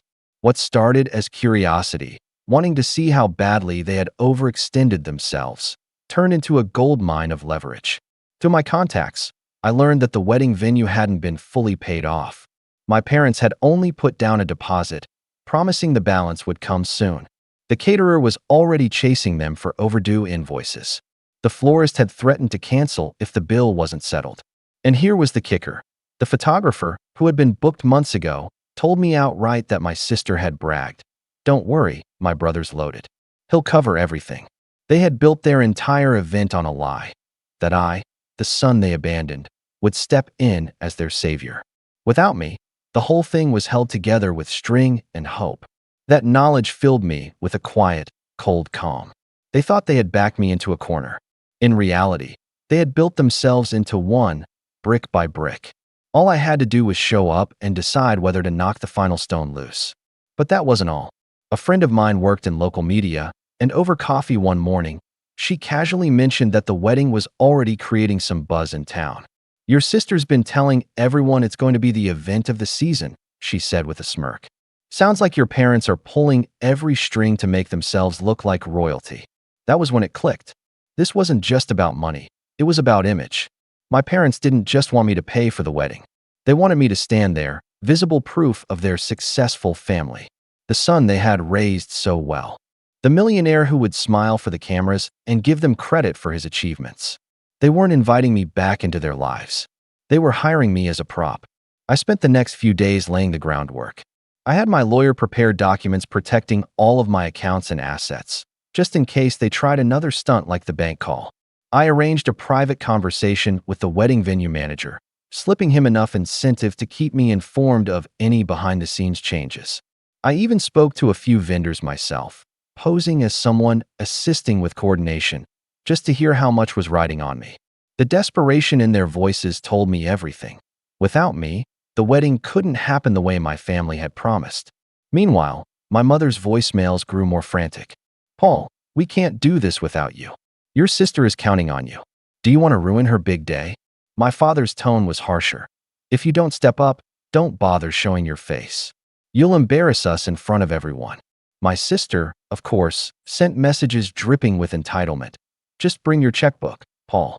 That's literally all you have to do. You'll even get to sit at the front table. Win-win." Each word only strengthened my resolve. They truly had no idea who I had become, no idea that every manipulation only made me sharper. The turning point came 3 days before the wedding. My lawyer called me with something unexpected. "Paul," he said, "I think you should know. Your parents tried to list you as a guarantor on a personal loan they took out last month. It was denied, but they tried. They used your name and inflated your relationship with them." I felt my stomach knot. It was one thing to pressure me, to guilt me, even to attempt fraud through the bank. But trying to legally tie me to their debts? That was beyond anything I'd imagined. It meant they weren't just looking to use me once. They were trying to chain me to their failures long term. That was when the last piece of my plan fell into place. This wedding wasn't just their vanity project, it was their lifeline. And they had gambled everything on the son they thought was still too weak, too desperate for approval, to say no. They were wrong. I didn't tell them I knew. I didn't respond to their messages. I let them keep believing I would show up, checkbook in hand, smiling for the crowd. But inside, the storm had gone quiet. I had leverage, knowledge, resources, and most importantly, control. The boy at the rest stop was gone.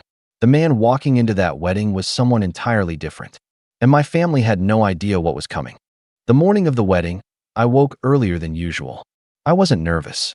In fact, I felt a strange calmness, like everything had already been decided. For years, I had pictured what it would be like to see them again. Would I shake? Would I yell? Would I crumble? But as I buttoned my tailored suit and adjusted the watch on my wrist, I realized the answer was none of those.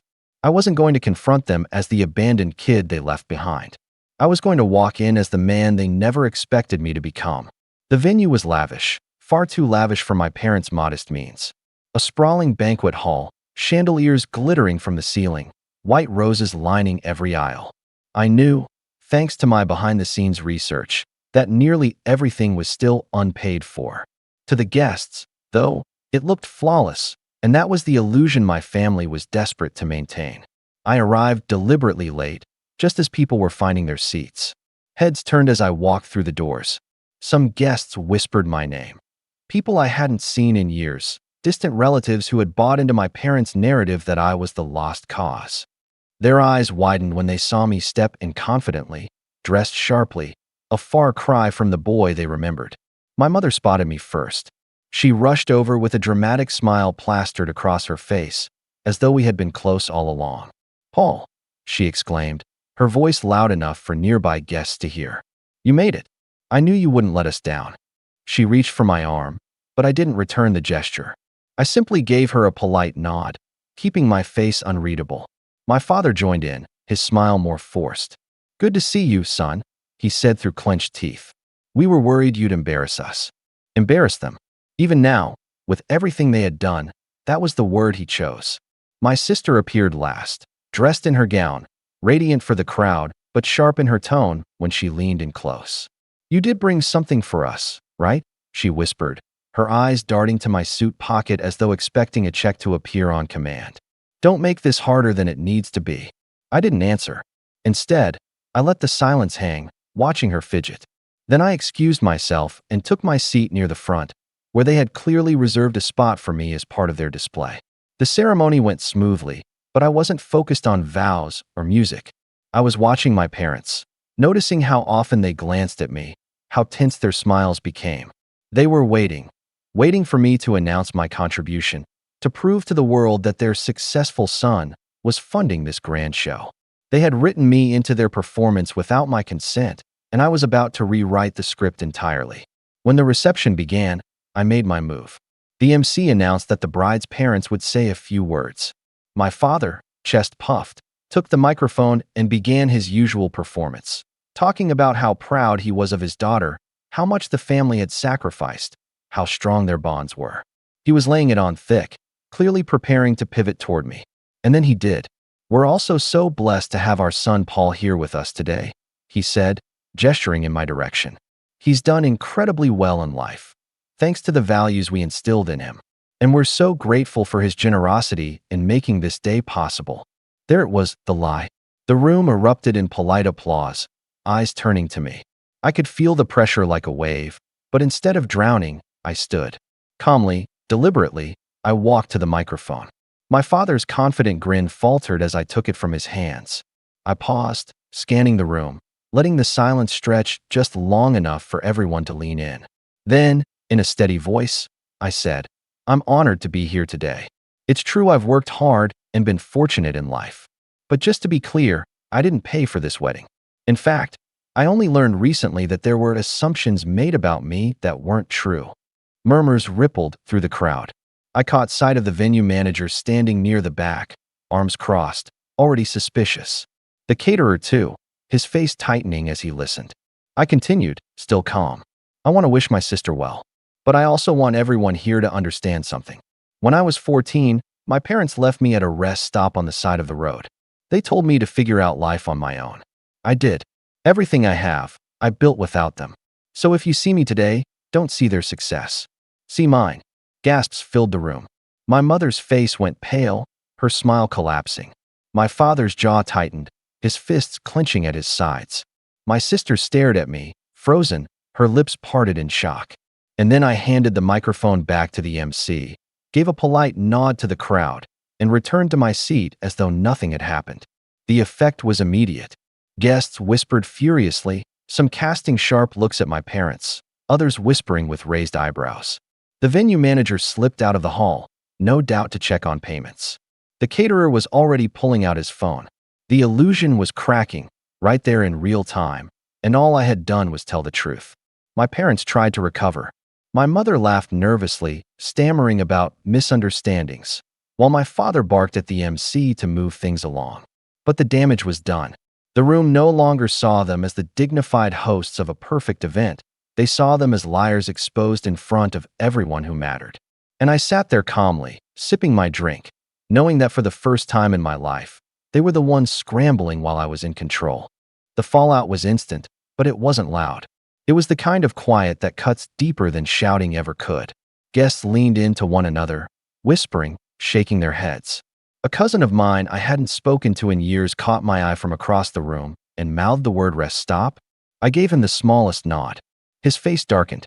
Word was already spreading like fire in dry grass.